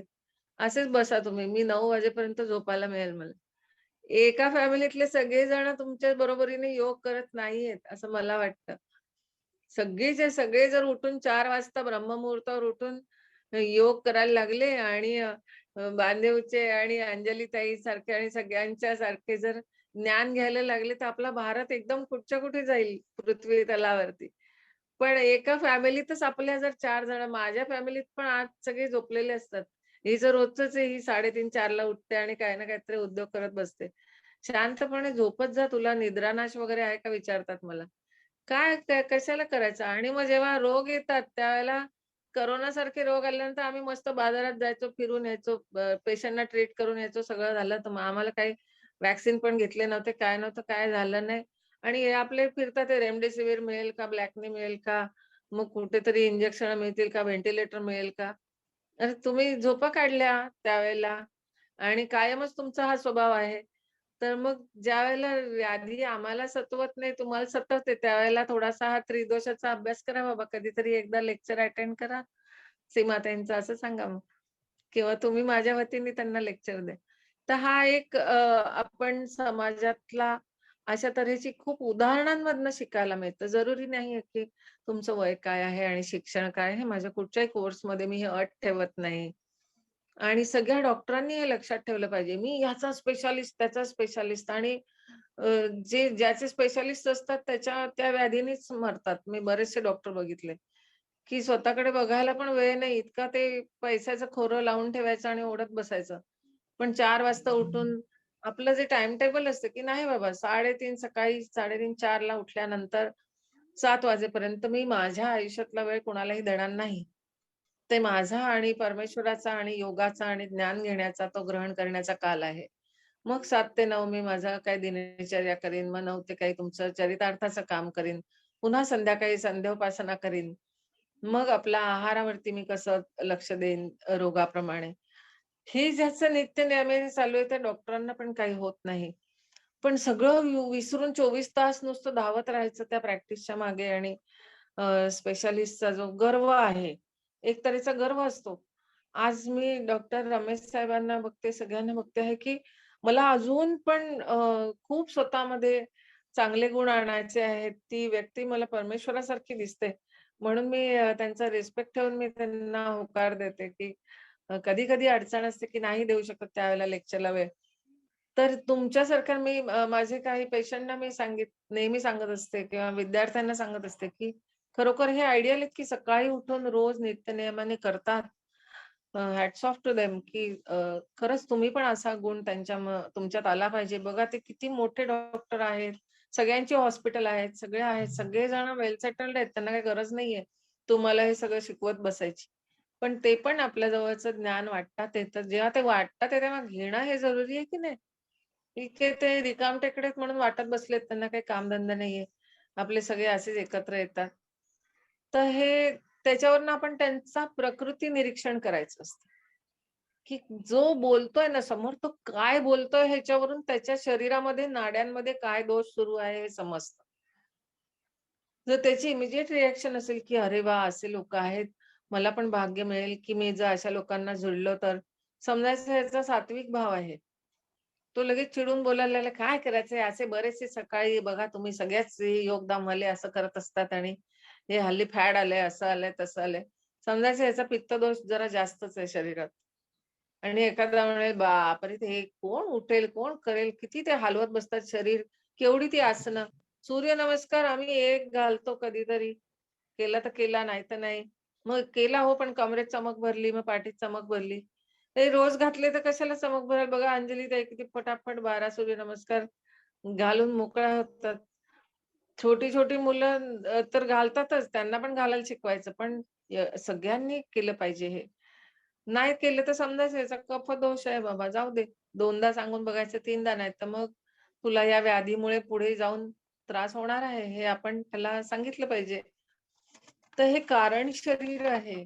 या कारण शरीरामध्ये दोष येतच राहणार. पंचमहाभौतिक चिकित्सा करताना पंचकोशात्मक शरीर तुम्हाला बघायचं आहे. पंचकोशात्मक शरीरावरूनच तुमची लगेच परीक्षण होतं आणि जो पहिला तुम्ही अन्न खाल, तर अन्नमयी कोश प्रथम तुमचा खराब होणार आहे. सगळ्यात पहिला अटॅक हा अन्नमयी कोशावर असतो. त्या माणसाला काय तऱ्हेचं अन्न आवडतं आहे. एखाद्या पेशंट्स आता डॉक्टर माझ्याबरोबर आहेत बरेच, ते म्हणतीलच, की तिखट तर तिखटच खात राहतात. गोड पानात आलं, की त्यांचं पित्त उसळतं. आम्ही गोडाला तोंड लावत नाही. गोडाची वाटी पहिल्यांदा बाजूला काढ. नकोच मला, मला आवडतच नाही. किंवा अति गोड खाणारे असतात ते बापरे! एक मिरची वाढवली तरी सुद्धा त्यांचा ताप वाढायला सुरुवात होतो. एवढं कसं तिखट केलं, असं कसं केलं, घाम यायला लागला, कानाला पाणी आलं, हे आलं, ते आलं, डोळ्याला पाणी येतंय.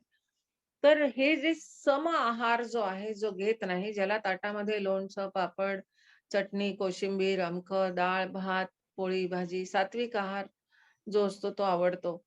तर सात्विक, तामसी किंवा राजसी आहार म्हणतो आपण. त्या आहारावरती एक वेगळं लेक्चर म्हणजे तुम्ही पण केलेलं आहे. असं होऊ शकतं, की आहार आणि त्रिदोष हा आपण कधी परत बघूया, की काय खाल्लत की काय दोष येत आहे आणि तो माणूस काय खातो आहे हे बघून किंवा तो कुठच्या दुकानात प्रिफर करतो आहे जाणं आणि विकत घेणं किंवा कुठच्या हॉटेलात जाऊन खाणं प्रिफर करतो आहे ह्याच्यावरनं त्यांचे दोष समजतात आणि ते अन्न जर स्पर्श करून तुम्हाला ते देत असतील, तर तो दोष तुमच्यामध्ये प्रवेश करणार आहे. हा आध्यात्मिक नियम झाला.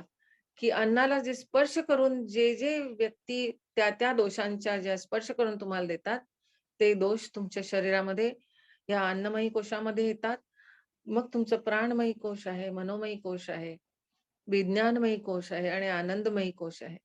हे सगळे कोश एकात एक गुंतलेले आहेत आणि आनंदमयी कोश आता तुम्ही सगळे आनंदमयी कोशामध्ये आहात, की आपण आनंद घेतो रोज उठून.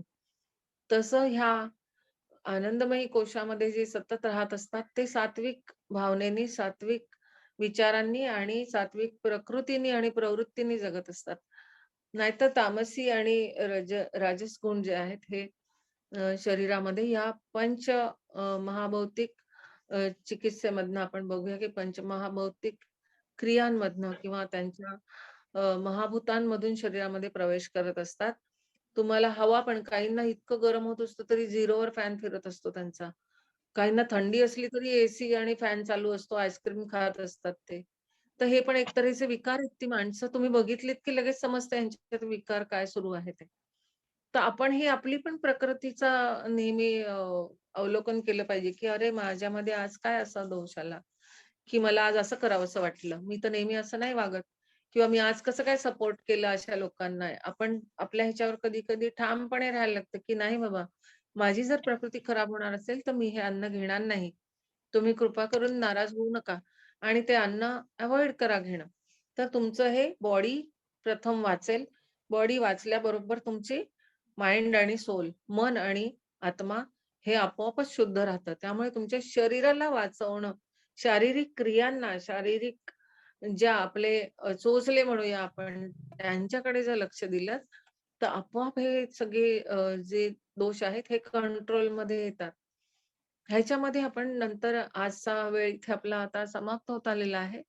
त्याच्यानंतर कधी परत भेटलो तर जरूर सांगेन तुम्हाला, की जसं हे एलोवेरा आहे, गुगुळ आहे, ब्राह्मी आहे, अश्वगंधा आहे, नंतर हरितकी असते. ह्या सगळ्यांचे तुम्हाला ह्या त्रिदोषावरती कसे-कसे अवलोकन करून घरगुती तुम्ही उपाय करू शकतात आणि त्याच्यावरून तुम्ही कसं स्वास्थ्य ठेवू शकतात. ह्याच्याकरता असं खूप मोठ्या प्रिस्क्रिप्शन्सची किंवा कुठच्या डिग्री डिप्लोमाची गरज नाहीये. पण हे छोटे-छोटे उपाय तुम्हाला जर माहीत झालं आणि छोटी-छोटी औषधं तुम्ही घरी ठेवलीत, तर हा दोष काढता येतो. दोष कुठूनही आला तर घाबरायचं नाही. ठीक आहे, जसा आला तसा जाईल. आणि जसं मी सांगितलं तसं नाभीमध्ये रोज तेल टाकत जा. 2 थेंब रात्री झोपताना नाभी पुरण म्हणतात त्याला. पादाभ्यंग पायाला आपल्या तूप किंवा तेल लावायचं. त्याच्यानंतर कानामध्ये एक-एक थेंब अ, तेल सोडा. तिळाचं तेल हे नेहमी आयडियल आहे 12ही महिन्यामध्ये. त्यानंतर तुमच्या नाकपुड्यांमध्ये दोन्ही गाईचं तूप किंवा तेल सोडा 1-1 थेंब. त्याच्यानंतर तुमच्या निपल्सना, छातीला आपल्या लावायचं आणि हृदय मध्याला थोडंसं हे जे चक्र असतं, चक्रांचा तर तुम्ही अभ्यास केलात. आता रिसेंटली मी बघितलं, की खूप छान लेक्चर्स सुरू होती. तर ह्या त्रिदोष आणि चक्र हे सुद्धा लेक्चर्स असतात. त्याच्यामध्ये प्रत्येक चक्रावरून त्याची गती आणि त्याचे त्रिदोष कसा येणार आहे आणि तो शांत कसा करायचा हे आपण बघतो. तर तुम्ही हृदयस्थानाच्या मध्यस्थानी पण थोडंसं तेल चोळा. त्याच्यानंतर नाभीमध्ये आपण लावतो आणि पोटाला संपूर्ण थोडंसं लावायचा प्रयत्न करा. त्यानंतर आपला गुदद्वाराला आणि मूत्रमार्गाला सुद्धा तेलाचा एक-एक थेंब तुम्ही लावून शांतपणे झोपा. तळपायाला सुद्धा तेल किंवा तूप चोळून झोपा. कधीही तुम्हाला कुठच्याही व्याधी तुम्हाला त्रास देणार नाहीत. ही 9 द्वारं आहेत, हे 9 रक्षक आहेत. शरीर रक्षण करण्याचे हे मोठे मार्ग आहेत आणि सोपी पद्धत आहे. अंघोळीनंतर पण अशा तऱ्हेचं ग्रीसिंग केलं, तर ते दिवसभर काम करतं. रात्री झोपताना केलं, तर ते रात्रभर काम करतं. 12-12 तास हे काम करतं. एक-एक थेंब फक्त लावायचा आणि नंतर हलके कोरडं पुसून घ्या, की कुठेही सकाळी अंघोळीनंतर केलं तर बाबा कपड्यांना डाग पडेल हे, तर लावून घ्या आणि मग नंतर हलके त्याला पुसून टाका वरतून. तरी पण त्या नाड्या त्या काम करत राहतात. 72,000 नाड्यांमधनं दोष खेचून ते व्याधी बाहेर फेकून देतात. त्याच्यानंतर मग आपण वर्षा ऋतू, शरद ऋतू, हेमंत ऋतू, शिशिर ऋतू, वसंत ऋतू आणि ग्रीष्म ऋतूमध्ये ह्या कशा तऱ्हेने ह्या त्रिदोषाला बाहेर काढल्या जातं. तर आपण ऋतू आणि त्रिदोष बघू नंतर. तर ही कडी जशी तुम्हाला जसं आवडेल तसं जरूर तुम्ही बोलवत राहा. आजच्या या मला वाटतं मी अ, माझ्या या व्याख्यानाला थोडासा विराम दिला पाहिजे. कारण नाहीतर सगळ्यांच्या घरामध्ये पित्तदोष वाढायला सुरुवात होईल आणि हळू मग आवाज यायला सुरुवात होईल. वातदोष पण थोड्या वेळाने वाढेल. सगळे दिसायला सुरुवात होतील तुमचे कुटुंबातले सगळी लोकं. तर मी इथे थांबणं हे जास्त योग्य आहे आणि पुन्हा मनःपूर्वक सगळ्यांना प्रणाम करते आत्म्यापासून आणि सगळ्यांना खूप धन्यवाद देते मी. आणि पुन्हा पुन्हा तुमच्या सर्व पवित्र आत्म्यांचं मला दर्शन हो आणि असं सानिध्य मिळो. आणि डॉक्टर रमेश बांदेबुचेंचे तर मी उपकार आहेत माझ्या आयुष्यावर तुमच्या सर्वांचे, की तुम्ही मला एवढ्या जनसागरातनं शोधून ही छोटीशी संधी दिली व्यक्त करण्याची, की ह्या परमेश्वराने काय-काय लिहून ठेवलं आहे आणि कसं-कसं कार्य करतो. आणि मला त्याचं अवलोकन कसं झालं हे सांगण्याची तुम्ही मला संधी दिलीत. एक व्यासपीठ उपलब्ध करून दिलत. त्याबद्दल मी तुमचे खूप आभार मानते. आणि तुम्हाला कधीही काहीही शंका असली माझा नंबर आहे. जरूर फोन करून विचारा, WhatsAppला विचारा, कधी बोलवा आणि माझे खूप नातेवाईक पण नागपूरमध्ये आहेत. मला विदर्भाबद्दल खूप आवड आहे आणि आस्था आहे. म्हणून मी पटकन हो म्हटलेलं, की अरे वाह! माझ्या इकडचे कोणी आहेत. सगळं माझं माहेर त्या साइडचं आहे. तर जरूर भेटीची तर मला आशा आहेच. कधीतरी प्रत्यक्ष रीतीने भेट घेऊ सगळ्यांची. पण अशा तऱ्हेने तुम्ही मला जोडलेलं ठेवा आणि मी पुन्हा एकदा सगळ्यांचे आभार मानते. खूप खूप धन्यवाद. शांती पाठ करूया. सर्वे भवन्तु सुखिना, सर्वे सन्तु निरामया, सर्वे भद्राणि पश्यन्तु, मा कश्चित् दुःखभाग् भवेत्. ॐ पूर्णमिदं पूर्णात् पूर्णमुदच्यते पूर्णस्य पूर्णमादाय पूर्णमेवावशिष्यते. ॐ शान्ति शान्ति शान्तिः.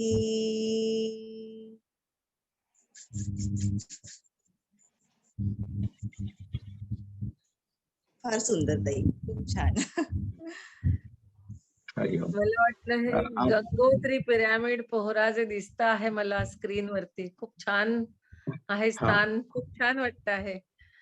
मला वाटतं एकदम छान. हे पिरॅमिड्सचं डॉक्टर पण नरेश दादा चारमडेंचं आहे ताई. हे आता जे आहेत ना, नरेश दादा प्रगट होता का? छान दिसते ते. पिरॅमिड खूप मोठं पिरॅमिड केलेलं आहे त्यांनी आणि तिथून ते ट्रीटमेंट करतात पिरॅमिडचं. जरूर एकदा कधीतरी व्हिजिट करेन ती नक्कीच. भंडारा जिल्ह्यामध्ये आहे ताई. अच्छा बोलता अच्छा. का? दादा- नरेश दादा चारमडे ताई हे वेटरनरी डॉक्टर होते, परंतु आपला हे ह्युमन ट्रीटमेंट खूप छान करतात. अरे वा, रेकी आहे, ते पिरॅमिड ट्रीटमेंट आहे. खूप छान. सर्व लोकांना सुखी करण्याचं आणि ध्यान. आपलं जुळण्याच्या अगोदर मी यांचं जे 5 ते 6 ध्यानचा वर्ग चालतो त्याच्यामध्ये होतो. हा, जरूर मी पण जोडीन तुम्हाला. बघत जाईल मी. खूप छान आहे. दादा रेकी आदरणीय नरेश दादा, आपला आवाज नाही येत आहे. आपलं प्रवचन फार चांगलं झालं. प्रवचनच म्हणे मी, कारण एकादशीच्या निमित्ताने अतिशय चांगल्या प्रकारे समजून सांगितलं. मी व्हिडिओ याच्यासाठी ओपन नाही करून ठेवला होता, कारण काय मी म्हणजे तुमचं ऐकतही होतो एकाग्र चित्तानं, पण इथं थोडस कामही करावं लागतं. नाही, चांगलं आहे. नक्कीच अशा पवित्र ठिकाणाला मी नक्की भेट देईन कधी पण मला योग आला तर. मला आवडेल तुमच्या इकडे सगळ्यांना भेटणं. इथं हिलिंग गार्डन बनून राहिलं. अरे वा. म्हणजे महाराष्ट्रातलं दुसरं हिलिंग गार्डन म्हटलं तरी चालेल. पहिलं वा. आहे साताऱ्याला, हे दुसरं हिलिंग गार्डन बनून राहिलं. याच्यात मॅग्नेटिक ट्रॅक राहील, आकुप्रेशर ट्रॅक राहील, त्याच्यानंतर sand path, crystal path, mud path आणि हॅड्रा पाथ, म्हणजे तिथं गरम पाणी, थंड पाणी, आणि हे वेगवेगळ्या रंगाचे काही पिरॅमिड्स वगैरे राहतील. त्या पिरॅमिड मध्ये म्हणजे प्रत्येक चक्राचं हिलिंग साठी त्या रंगाच्या पिरॅमिड मध्ये आम्ही त्या पेशंटला बसवणार, अशा प्रकारची संकल्पना. क्या बात आहे. ते चालतं. थोडं थोडं जेवढं जमते तेवढं करण्याचा प्रयत्न करतोय.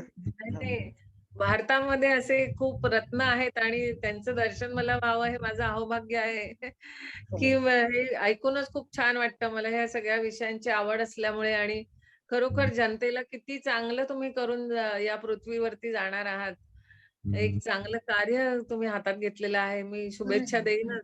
शुभेच्छा देण्याची पण मी मोठी नाहीये. पण परमेश्वराला प्रार्थना देईन, की अशा रूपात तू नेहमी आम्हाला भेट आणि तुमचे सगळ्या जणांचेच आभार आहेत, की आज मला त्या जागेचं पण दर्शन झालं, त्या भूमी देवतेचं दर्शन झालं.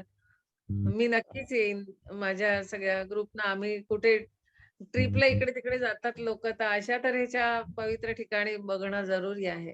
ज्ञान पण वाढेल आणि सगळ्यांना उपाय पण होईल त्याचा.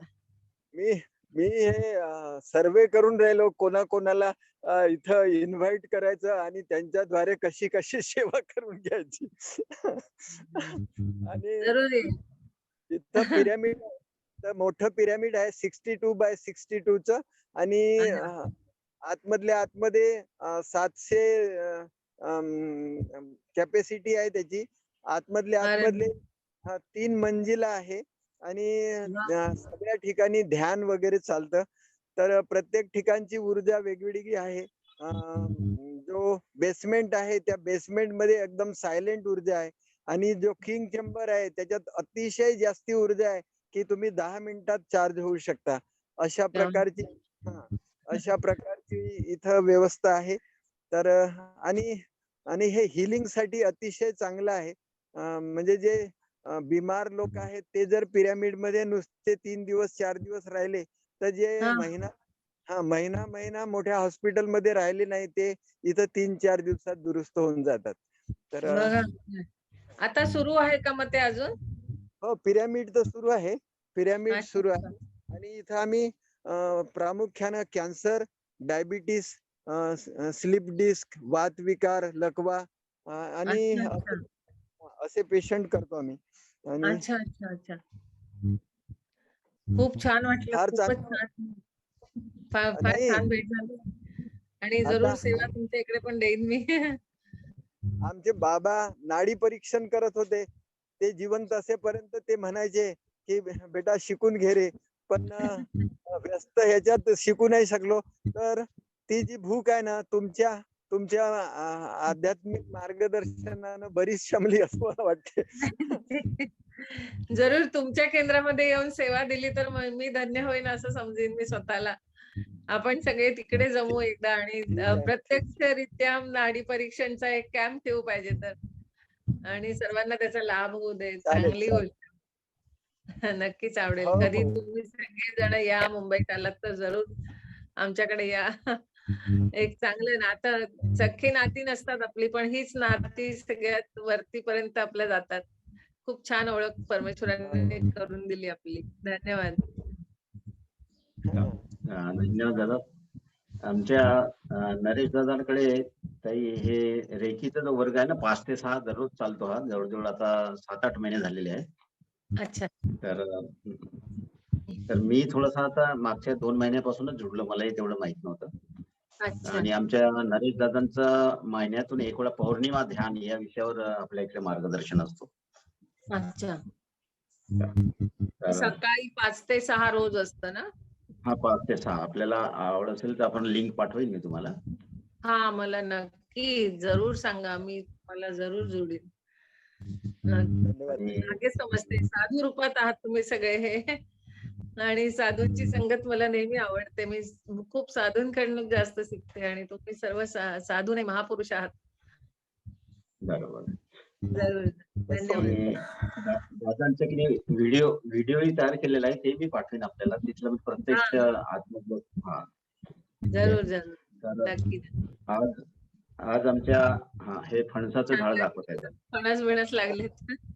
हो. खूप खूपच सुंदर स्थान आहे. हो, खूप सुंदर वाटतं. हरिओम.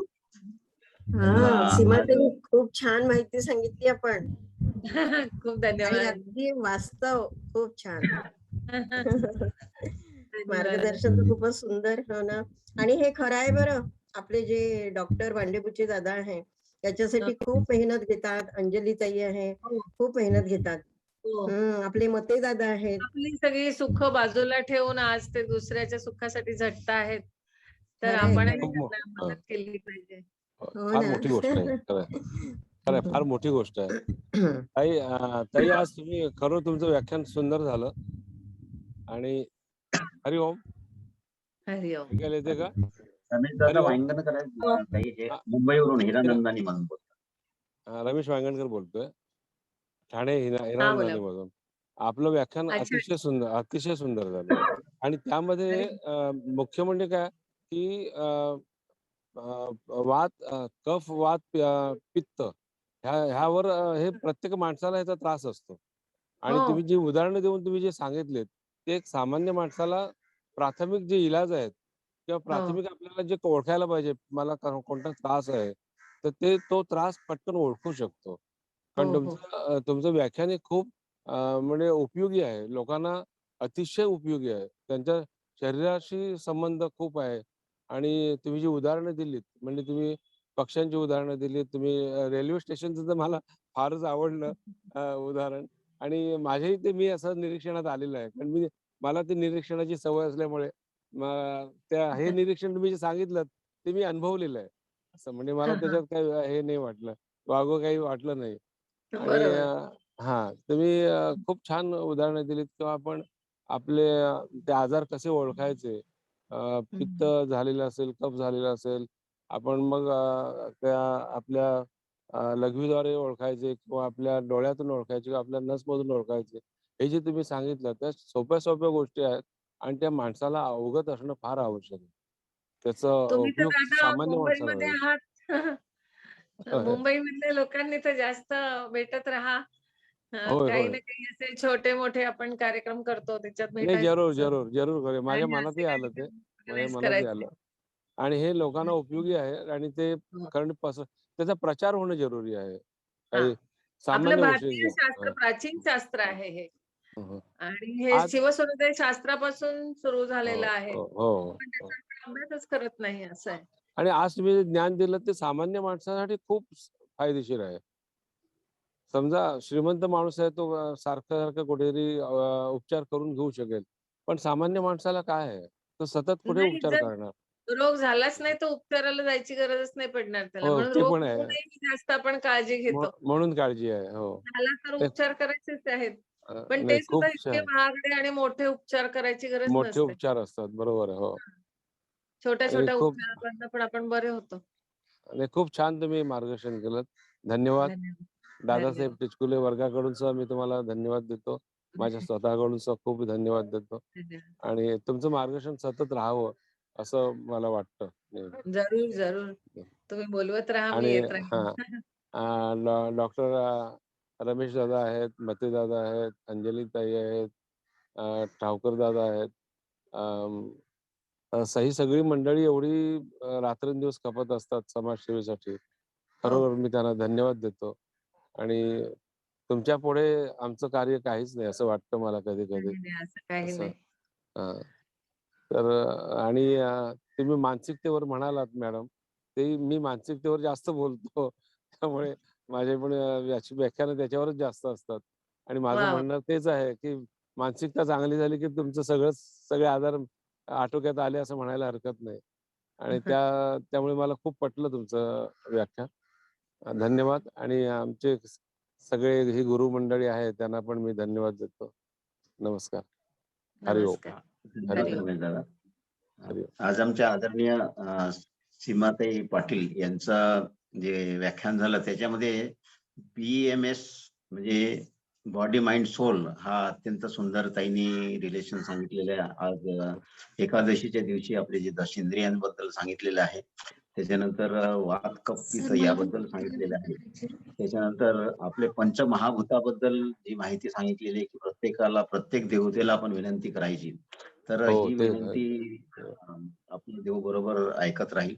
आणि जे BAMS आहे त्याच्यामधलं मला आज असं समजलं की हे बॉडी माइंड आणि सोल यांचं अत्यंत सुंदर रिलेशन आणि अतिउत्तम रिलेशन जे BAMS मधलं आहे हे आपण टाकलं, हे अति सुंदर आणि अति उत्तम याच्यासाठी.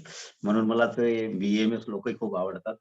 तर त्याच्यानंतर आपल्या जे पंचमहाभूतामधील आमच्या योग वर्गामध्येही आजच्या ताईंनी सांगितल्यामुळे कोणाची वात प्रकृती आहे, कोणाची पित्त प्रकृती आहे आणि कोणाची कफ प्रकृती आहे, हे आम्ही ओळखू शकतो. तर अशा प्रकारे आता मला अत्यंत ताईंनी सुंदर मार्गदर्शन केलेलं आहे. तर आमच्या योग वर्गातर्फे ताईचं मी सर, मला आभार प्रतिक्रिया व्यक्त मानतो. करायची. आणि मला ताईंना प्रतिक्रिया ते अगदी अगदी वेळेवर, मी काल बिझी असल्यामुळे वेळेवर मी ताईंना फोन करून सांगितलं आणि बिलकुल तयार झाल्या ताई, तर त्याबद्दल मी पुन्हा आपल्या व्यक्तिशः आपला आभार मानतो. आमचे ताईंची विषयाची व्याप्ती पाहता अनेक विषय आपल्याला ताईंकडून घ्यायचे आहेत आणि जेव्हाही आपल्याला शक्य होईल त्या आपण विदर्भामध्ये त्यांची भेट ठरवू. त्याच्यानंतर एक पिरामिडलाही त्यांची ट्रिप ठरवू, पाहू आता जसं शक्य होईल तसं. तर आणखी कोणाला काही प्रतिक्रिया द्यायची असतील किंवा प्रश्न विचारायचे असतील तर आमच्या ताईला विचारू शकतो. पिरामिड गार्डनलाच एक सेमिनार ठेवून द्या सर. म्हणजे बाहेरचे पण जेवढे असतील सगळे येतील, एक मोठं अधिवेशन सारखं होऊन जाईल ते. एक क्लास अधिवेशन आपण ठेवूया. खूपच छान स्थान आहे ते. हो, पाहूया. आमच्याकडे दादांचं ते आता नवीन गार्डन अतिशय सुंदर आहे. तर थोडं हा, पाहायला तिकडेच हरकत नाही. आयोजन करा अधिवेशनाचं. शारीरिक, सगळं योगा चाललेला आहे. बौद्धिक सगळीच तिथे स्वास्थ्य मिळेल. खूप मोठी गार्डन आहे इकडे. अरे वा वा, खूप छान. आज आमच्या वर्गामध्ये बरेचसे लोक होते. त्याच्यामध्ये डॉक्टर कानडे दादा आहेत, ते रिटायर डीन आहेत आपल्या अकोल्याचे. अरे वा. त्याच्यानंतर आमचे राजू दादा डांगे आहेत अमरावतीचे, त्यांचाही संवाद नावाचा योग करतात. द्यायची आहे. सीमाताईंना बोलायचं आहे. हा, क्षीरसागर ताई. सॉरी, सीमाताई क्षीरसागर. हा हा, बोला. ऍक्च्युली मी डॉक्टर महाविद्यालयात सीमाताई आहे, माझा क्लास आहे, पण मला प्रतिक्रिया व्यक्त करायची आहे. सीमाताई, जरूर. खूप सुंदर बोलल्या तुम्ही, खूपच सुंदर. हरिओम. पहिल्यांदा तर योग हरिओम. वर्गाचे खूप आभार, योग वर्गाचे खूप आभार. मला दिवसेंदिवस असं जाणवत आहे की आंतरराष्ट्रीय योग पातळीवर चालणारा हा जो योग वर्ग आहे, हा ज्ञानाचा अथांग सागर आहे. आणि माझ्यासारखे साधक म्हणजे आपल्या क्षमतेनुसार ओंजळी भरभरून घेऊन जात आहेत. तर मला खूप आनंद वाटतोय, खूप खूप समाधान वाटतंय. काय असतं, माणसाला कारण देण्यासाठी म्हणजे एखादी गोष्ट मला जमत नाही याच्यासाठी कारण शोधत असतो. आणि याच्यासाठी मला माझ्या स्वतःच उदाहरण द्यायचं आहे. ते असं की ज्या वेळेला 7 वाजताची वेळ, 6 वाजताची वेळ असं लक्षात आलं आणि माझी महाविद्यालयाची वेळ 7 वाजताची आहे, माझे क्लासेस असतात सकाळी. माझ्या मनात पहिला प्रश्न हा झाला की सकाळी 6:30 वाजता मला जर महाविद्यालयासाठी निघावं लागतं घरून, तर मी हे कसं काय म्हणजे ऐकू शकेल असं वाटलं. आणि त्यामुळे सुरुवातीचे काही भाग मला बघता नाही आले. पण असं म्हणतात, where there is a will there is always a way. आणि ह्या 2 दिवसांमध्ये मग मी एक प्रयोग असा केला की मी माझा म्हणजे कॅमेरा बंद करून मी मोबाईल समोर ठेवते आणि मी माझं आवरायला सुरुवात करते. माझे लक्ष सगळं ऐकण्याकडे असतं. तर मला इतका आनंद होतो. आणि मग मला आज असं वाटलं की मला आधी का नाही सुचलं, मी हे आधी का नाही केलं. म्हणजे किती सारे एपिसोड्स मी बघू शकत होते. थोडं जर मी प्रयत्न केला असता तर मी नक्की हे ज्ञान घेऊ शकले असते. पण काही हरकत नाही. मला हे मला युक्ती आज कळली तर काहीच हरकत नाही. म्हणजे 1-2 दिवसांपासून मी आता जॉईन करतेय. फक्त कुठेतरी थोडस बघावं लागतं, कारण ड्राईव्ह करताना पण मी समोर ठेवते. मी लक्ष सगळं माझं याच्याकडेच असतं, कारण दोन्हीकडे म्हणजे की काय सुरू आहे काय नाही. ऐकणं मात्र पूर्णपणे मी ऐकते तुमचं. आणि आज असं वाटत होतं सीमाताई की तुम्ही बोलत राहावं आणि आम्ही ऐकत राहावं. किती वेळ ऐकत राहू आणि किती रसग्रहण करत राहू असं वाटत होतं. असं म्हणतात की सत्संगामुळे कमलपत्रावर पडणाऱ्या पाण्याच्या थेंबांना सुद्धा मोत्याची शोभा प्राप्त होते. आणि आज तुम्हा सगळ्या मोठ्या गुरुजनांचा एक सहवास मला या योग वर्गाच्या निमित्ताने एक प्रत्यक्ष भेटीचा आनंद देता म्हणजे मिळाला. आणि इतके मोठे मोठे लोक याच्यामध्ये जोडले गेले आहेत. दिवसेंदिवस याची प्रचिती येते. आणि खूप छान वाटतंय. आजचं तुमचं जे व्याख्यान आहे, मार्गदर्शन आहे, खूपच छान. म्हणजे साध्या सोप्या भाषेमध्ये तुम्ही जे काही ठोकताळे सांगितले, ते बघून हसू येत होतं. कुठेतरी एक आत्मचिंतनही होत होतं, की खरंच म्हणजे मला कधी-कधी असं वाटतं, की एकाच व्यक्तीमध्ये सुद्धा कधी-कधी पित्त वाढतं, कधी कफ वाढतो, कधी म्हणजे आपल्यामध्येच कधी-कधी कुठला रस जास्त प्रमाणामध्ये दोष उद्भवतोय हे आपल्याला लक्षात येतं, की का राग येतोय किंवा एखादी गोष्ट मला मिळाली नाही, तर पटकन आपण तर कुठला रिॲक्शन दोष रिएक्ट म्हणजे कुठला दोष आपला वाढतोय आणि मग त्याच्यावर नियंत्रण आपण कशा पद्धतीने केलं पाहिजे, तर हे बरोबर. हे कळतंय. अजून एक गोष्ट मला अशी चांगली वाटली, की काय आहे मी आहार आणि पोषणशास्त्राची विद्यार्थिनी आहे. सध्या प्राध्यापिका आहे एम-बी महाविद्यालयात शिकवती आहे. कुठे सीमाताई मी नागपूरला असते. Okay, Nagpur okay. हो. जरूर, जरूर तुम्हाला भेटेन मी कधी. आणि मी तुम्हाला आमंत्रित करते कारण मी किशोर वयातल्याच विद्यार्थिनींना शिकवते under graduate BA first year, second year, final year. आणि मला असं वाटतं की किशोरावस्था हा खूप महत्वाचा वयोगट आहे, ज्यांच्यासाठी अशा पद्धतीचे व्याख्यान आयोजित करणं ही काळाची गरज आहे. म्हणजे कोविडचा काळ तर आहेच आहे, पण आज जे काही सुरू आहे तर काळाची गरज म्हणून मला असं वाटतं की अशा पद्धतीचे व्याख्यान त्यांच्यासाठी आयोजित करणं गरजेचं आहे. आणि त्याच्यामध्ये तुम्हा लोकांनी जर मला साथ दिली तर अगदी म्हणजे तुमच्या वेळेनुसार मी तुमची परवानगी घेऊन त्या पद्धतीचं मी तुम्हाला नक्की आमंत्रण देईल आणि नक्की तुमचं व्याख्यान आयोजित करेल. मला खूप नक्की आनंद एक झाला. चर्चासत्र आपण हो. करूया सगळे. हो, नक्की, नक्की, नक्की, नक्की. विद्यार्थी आहेत. आणि मला गंमत अशी वाटली म्हणजे कुठे-कुठे हसू येत होतं. तुम्ही सांगत होते उदाहरणं. खरंच आहे, अगदी खरं आहे. म्हणजे रेल्वे स्टेशन असेल, पक्ष्यांचं असेल, अगदी भाजीवाल्याचं असेल. साध्या गोष्टींमधून माणसाची प्रवृत्ती किंवा बोलण्याचं असेल, माणसाची प्रवृत्ती कशी आपण ओळखायची किंवा कुठला दोष त्याच्यामध्ये आहे, हे आपण कसं ओळखायचं. मला असं वाटतं, की आहार पोषण शास्त्राची एक विद्यार्थिनी म्हणून मी इतकं नक्की करू शकते, की समोरच्या व्यक्तीचा दोष कुठला वाढलाय आणि त्याच्यानंतर त्याला आहार कुठला दिला पाहिजे किंवा काय सांगितलं पाहिजे त्याला, हे मला नक्की हे मला नक्की कळू शकेल. खूप आनंद झाला मला आणि मी अगदी नियमित साधक राहीलच, मी प्रयत्न करीलच अगदी. तर आयोजक समितीचे खूप आभार, की हिऱ्या मोत्यांचा हा खजिना आहे आणि रोज नवनवीन हिरे, नवनवीन मोती अशा पद्धतीचे आम्हाला ते उपलब्ध करून देत आहेत.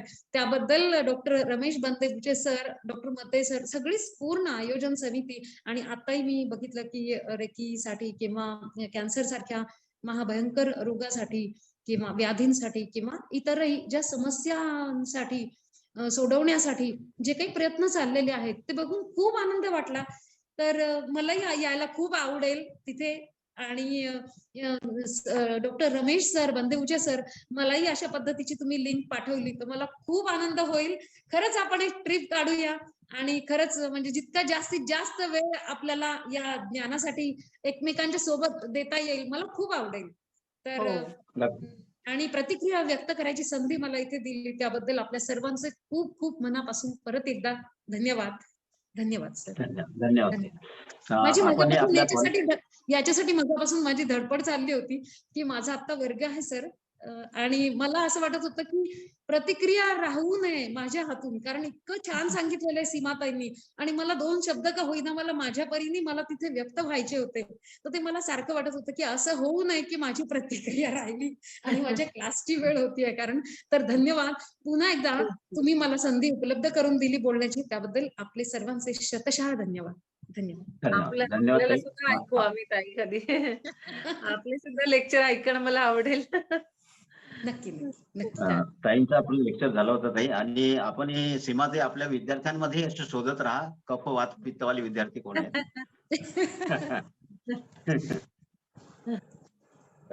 तर छान. सीमाताईंचे आपलं एक लेक्चर झालं होतं ते सीमाताई पांडे क्षीरसागर नागपूरहून आहेत. आणखी कोणाला प्रतिक्रिया द्यायची असेल किंवा प्रश्न विचारू शकता.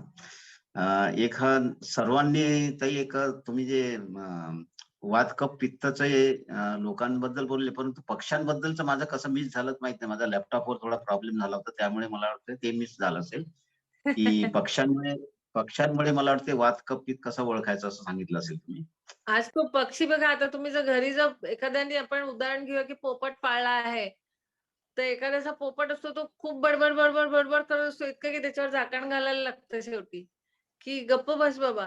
नाहीतर तो बाहेरचा आवाज जरी ऐकला तरी त्याला रिएक्ट करून कॉपी करतो आणि तसं बडबडत असतो. तर तो वातवाला पोपट असतो.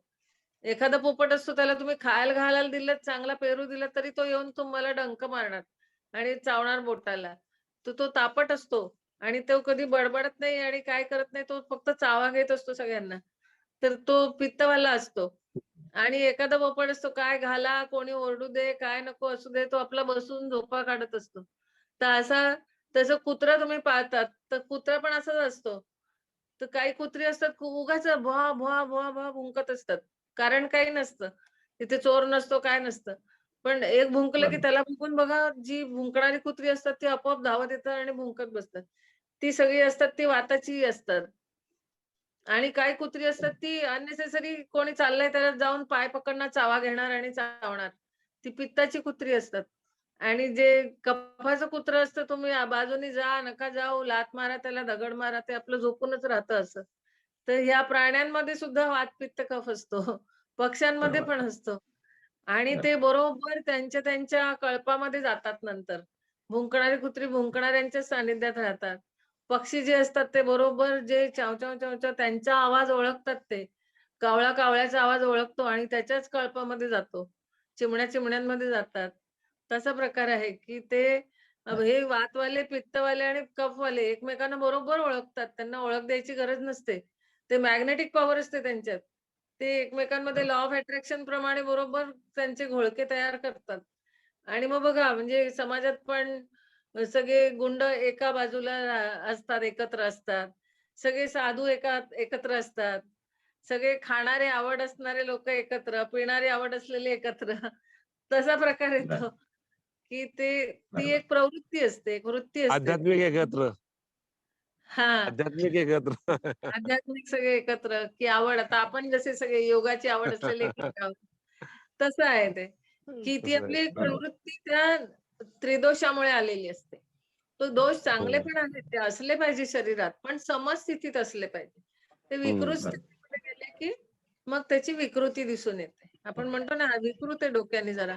किंवा वागणं थोडं विकृती आहे बाबा त्याची, त्याच्याजवळ जाऊ नका किंवा त्याचं सानिध्य बरोबर नाही, त्याचा स्वभाव विक्षिप्त आहे. तर ते त्याचा दोष नसतो, त्या त्रिगुणातल्या दोषाचा दोष असतो.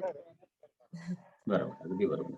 तर अशाच प्रकारे आमच्या हॉस्पिटलमध्ये ज्या सिस्टर काम करतात त्याच्यावरून मी त्यांचं वात, कफ, पित्तवाल्या सिस्टरचं बरोबर ओळखता येईल मला. असं होतं ना, धन्यवाद. बेल मारली की एखादी नर्स ओरडा-आरडा करत शिव्या घालत हां. येते. अगदी एखादी नर्स बरोबर. असते ती बरोबर. नुसती इकडून-तिकडून धावते, अशी दाखवते मी खूप काम करते, पण करत काही नसते. आणि एखादी असते ती शांत आपली झोपा काढत असते. काय होऊ दे त्या पेशंटचं तिकडे. तर ते बरोबर, बरोबर. त्याच्यावरून अगदी समजतं. बरोबर. बरं. चालेल. सगळ्यांमध्ये आणखी ठीक. आणखी आमचे आज वर्गामध्ये राजू दादा डांगे यांचा संवादचा वर्ग चालतो ताई. ते आंतरराष्ट्रीय लेव्हलचा वर्ग आहे कोणताही. तर तेही जोडलेले आहेत. त्यांचंही स्वागत आहे आणि त्यांची प्रतिक्रिया आपल्याला ऐकायला आवडेल. हरिओम नमस्कार. हरिओम हरिओम हरिओम, हरि हरिओम. हरिओम सर्वांना हरिओम हरिओम. खूप हरिओम हरिओम. सीमाताई खूप खूप अभिनंदन. सुंदर पद्धतीने आपण सर्व व्यक्त केलं. हे आयुर्वेद जसं जीवनाचं शास्त्र आहे. हे खरं अर्थाने जीवन किती जगला यापेक्षा कसा जगला हे जास्त महत्व आहे. आणि उत्तम पद्धतीने जगण्याकरता आपली जीवनशैली चांगल्या असण्याकरता खूप सुंदर बाबी आपण आपल्या सांगितल्या आहेत. आणि हे जे त्रिदोष आहे आपल्यामध्ये अव्यक्त स्वरूपात असतात आणि ते व्यक्त नक्की होतं ते वेळोवेळी. त्याकरता आपण प्रिव्हेंटिव्ह काय केलं पाहिजे, प्रतिबंधात्मक काय केलं पाहिजे, ते तूप लावणे, तेल लावणे, ह्या खरंच वाटताना क्रिया अगदी छोट्या वाटतात पण त्याचे रिझल्ट फार खूप मोठे आहेत. आणि मोठे आहेत. तुम्ही ज्या पद्धतीने बोलत होते तुमच्यातलं वात, कफ, पित्त अगदी बॅलन्स होतं. म्हणजे तुम्ही ज्या पद्धतीने ज्या टोन होता तुमचा व्हॉइस मॉड्युलेशन जे होतं ते खरंच बॅलन्स. आणि आम्ही तोच प्रयत्न करतो. आम्ही कधी बिईंग अ ट्रेनर आमचा टोन कधी कधी वाढतो, कधी क्लोज फ्लक्च्युएटिंग होतं. तर नक्की आता आता एक मला त्याच्यातून शिकायला मिळालं की टोन इक्वल ठेवण्याकरता हे बॅलन्सिंग असणं अत्यंत गरजेचं आहे. आणि खूप सुंदर पद्धतीने तुमचा अभ्यास जो आहे तो छान आहे. आणि अभ्यास असून चालत नाही तर ते व्यक्त करण्याची शैली सुद्धा खूप सुंदर आपली आहे. सुंदर. आणि बऱ्याच जणांना ज्ञान आहे, बऱ्याच जणांना माहिती आहे, टॅलेंट जगामध्ये खूप आहे, पण ती अव्यक्त स्वरूपामध्ये आहे. तुम्ही जे व्यक्त केलेलं आहे आणि खूप आपल्याला अभिनंदन करेल, आपल्या ज्ञानाला सॅल्यूट करेल. आणि ज्ञान से काम नहीं होता, उसे जीवन में उतारना होता है. की बंडल ऑफ द नॉलेज माझ्या डोक्यात आहे, ब्रह्मांड माझ्या डोक्यात आहे, पण इम्प्लिमेंटेशन नाही. 1000 step journey start from a single step. 1000 बरोबर. किलोमीटर मला चालायचं आहे, तर मला काही पावलं चालावं लागतील. तर नक्की ह्या कृती ऐकणं सोपं आहे, पण कृतीमध्ये आणलं पाहिजे, तर नक्की त्याचे रिझल्ट प्रत्येकाला भेटू शकतात. मला असं वाटतं की आपलं खरंच खूप सुंदर पद्धतीने आपण सांगितलं, खूप सुंदर पद्धतीने. खरं. आणि याकरता जे माध्यम आहे आपलं, सन्माननीय आमचे रमेशजी भांडाबू, डॉक्टर रमेशजी भांडाबूचे सर असेल, मते सर असेल, भानवदासजी असेल, आमच्या अंजलीताई आहेत, हे खरोखरच खूप पुण्याचं काम करून राहिलेले आहेत की आमच्यासारख्या लोकांना असे विविध जी मेजवानी आहे, मी म्हणेन मेजवानी, जेवायला तर आहार लागतो, एक दिवस आहार, दिवसात 2, पण आयुष्यभर उत्तम पद्धतीने जगायला ज्ञान लागतं. आणि हे ज्ञान या वर्गाच्या माध्यमातून, स्वर्गीय दादासाहेब चिचुकले योग वर्गाच्या माध्यमातून आम्हाला मिळतं.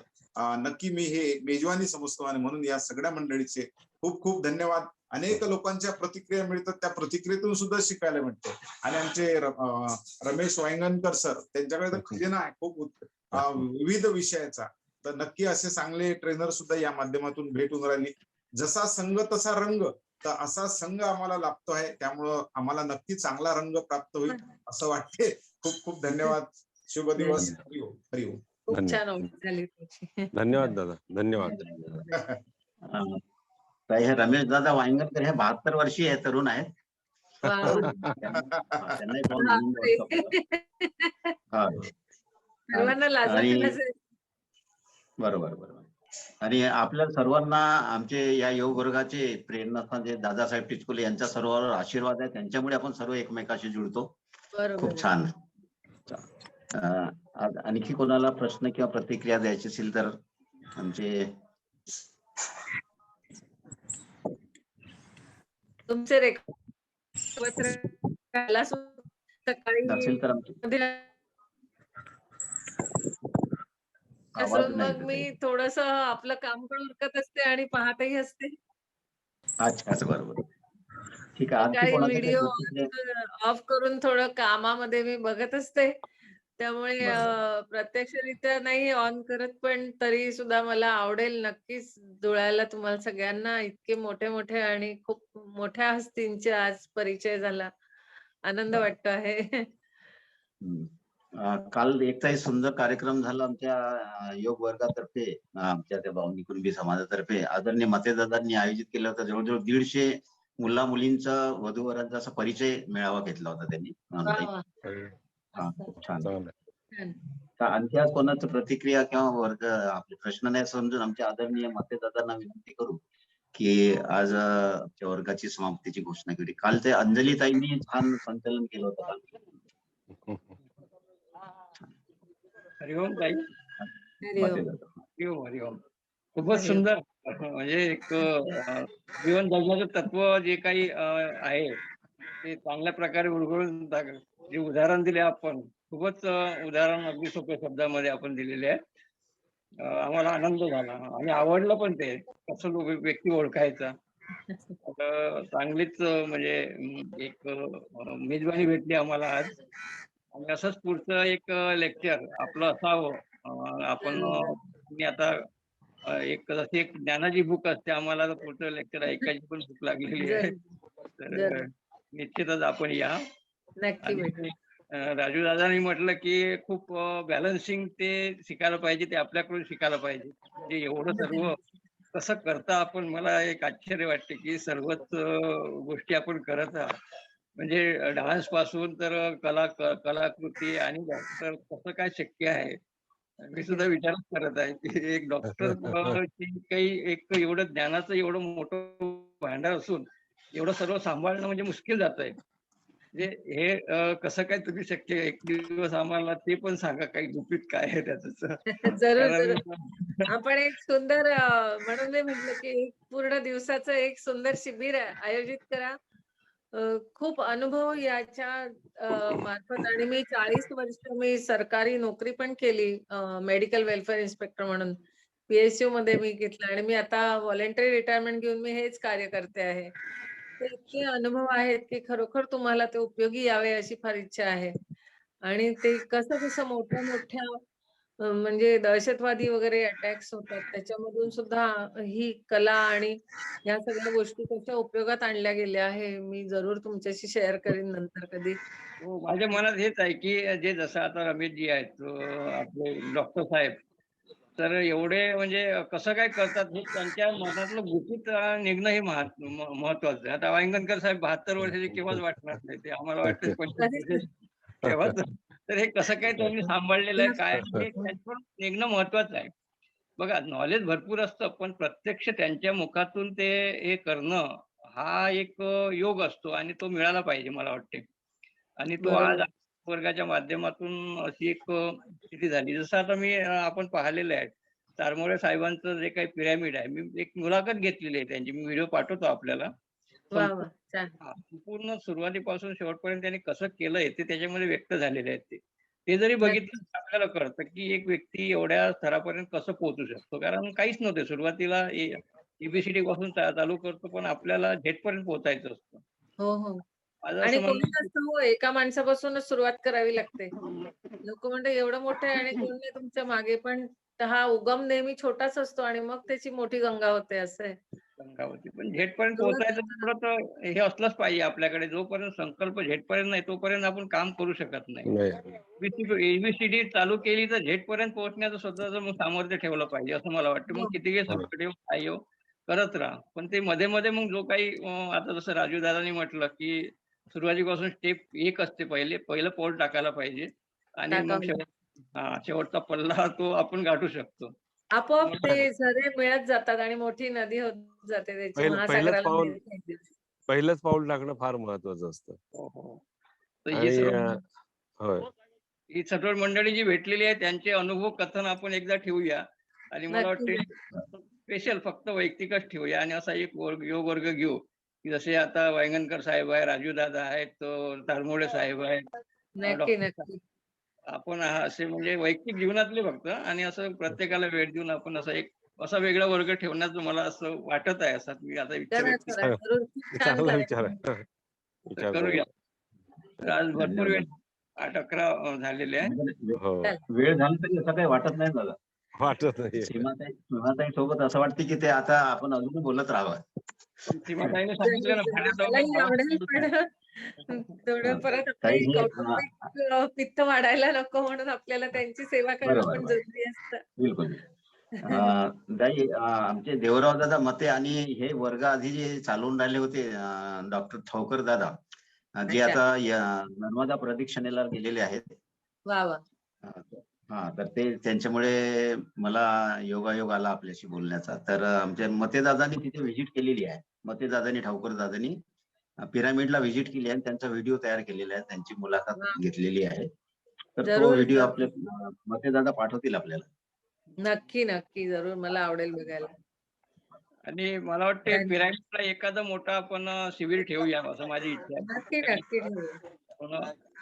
आध्यात्मिक तेथे जी ऊर्जा आहे ते कशी काय तेथे कारण तिथे अनुभव घेणं महत्वाचं आहे. तर मला अनुभव वाटतं घेणं महत्वाचं.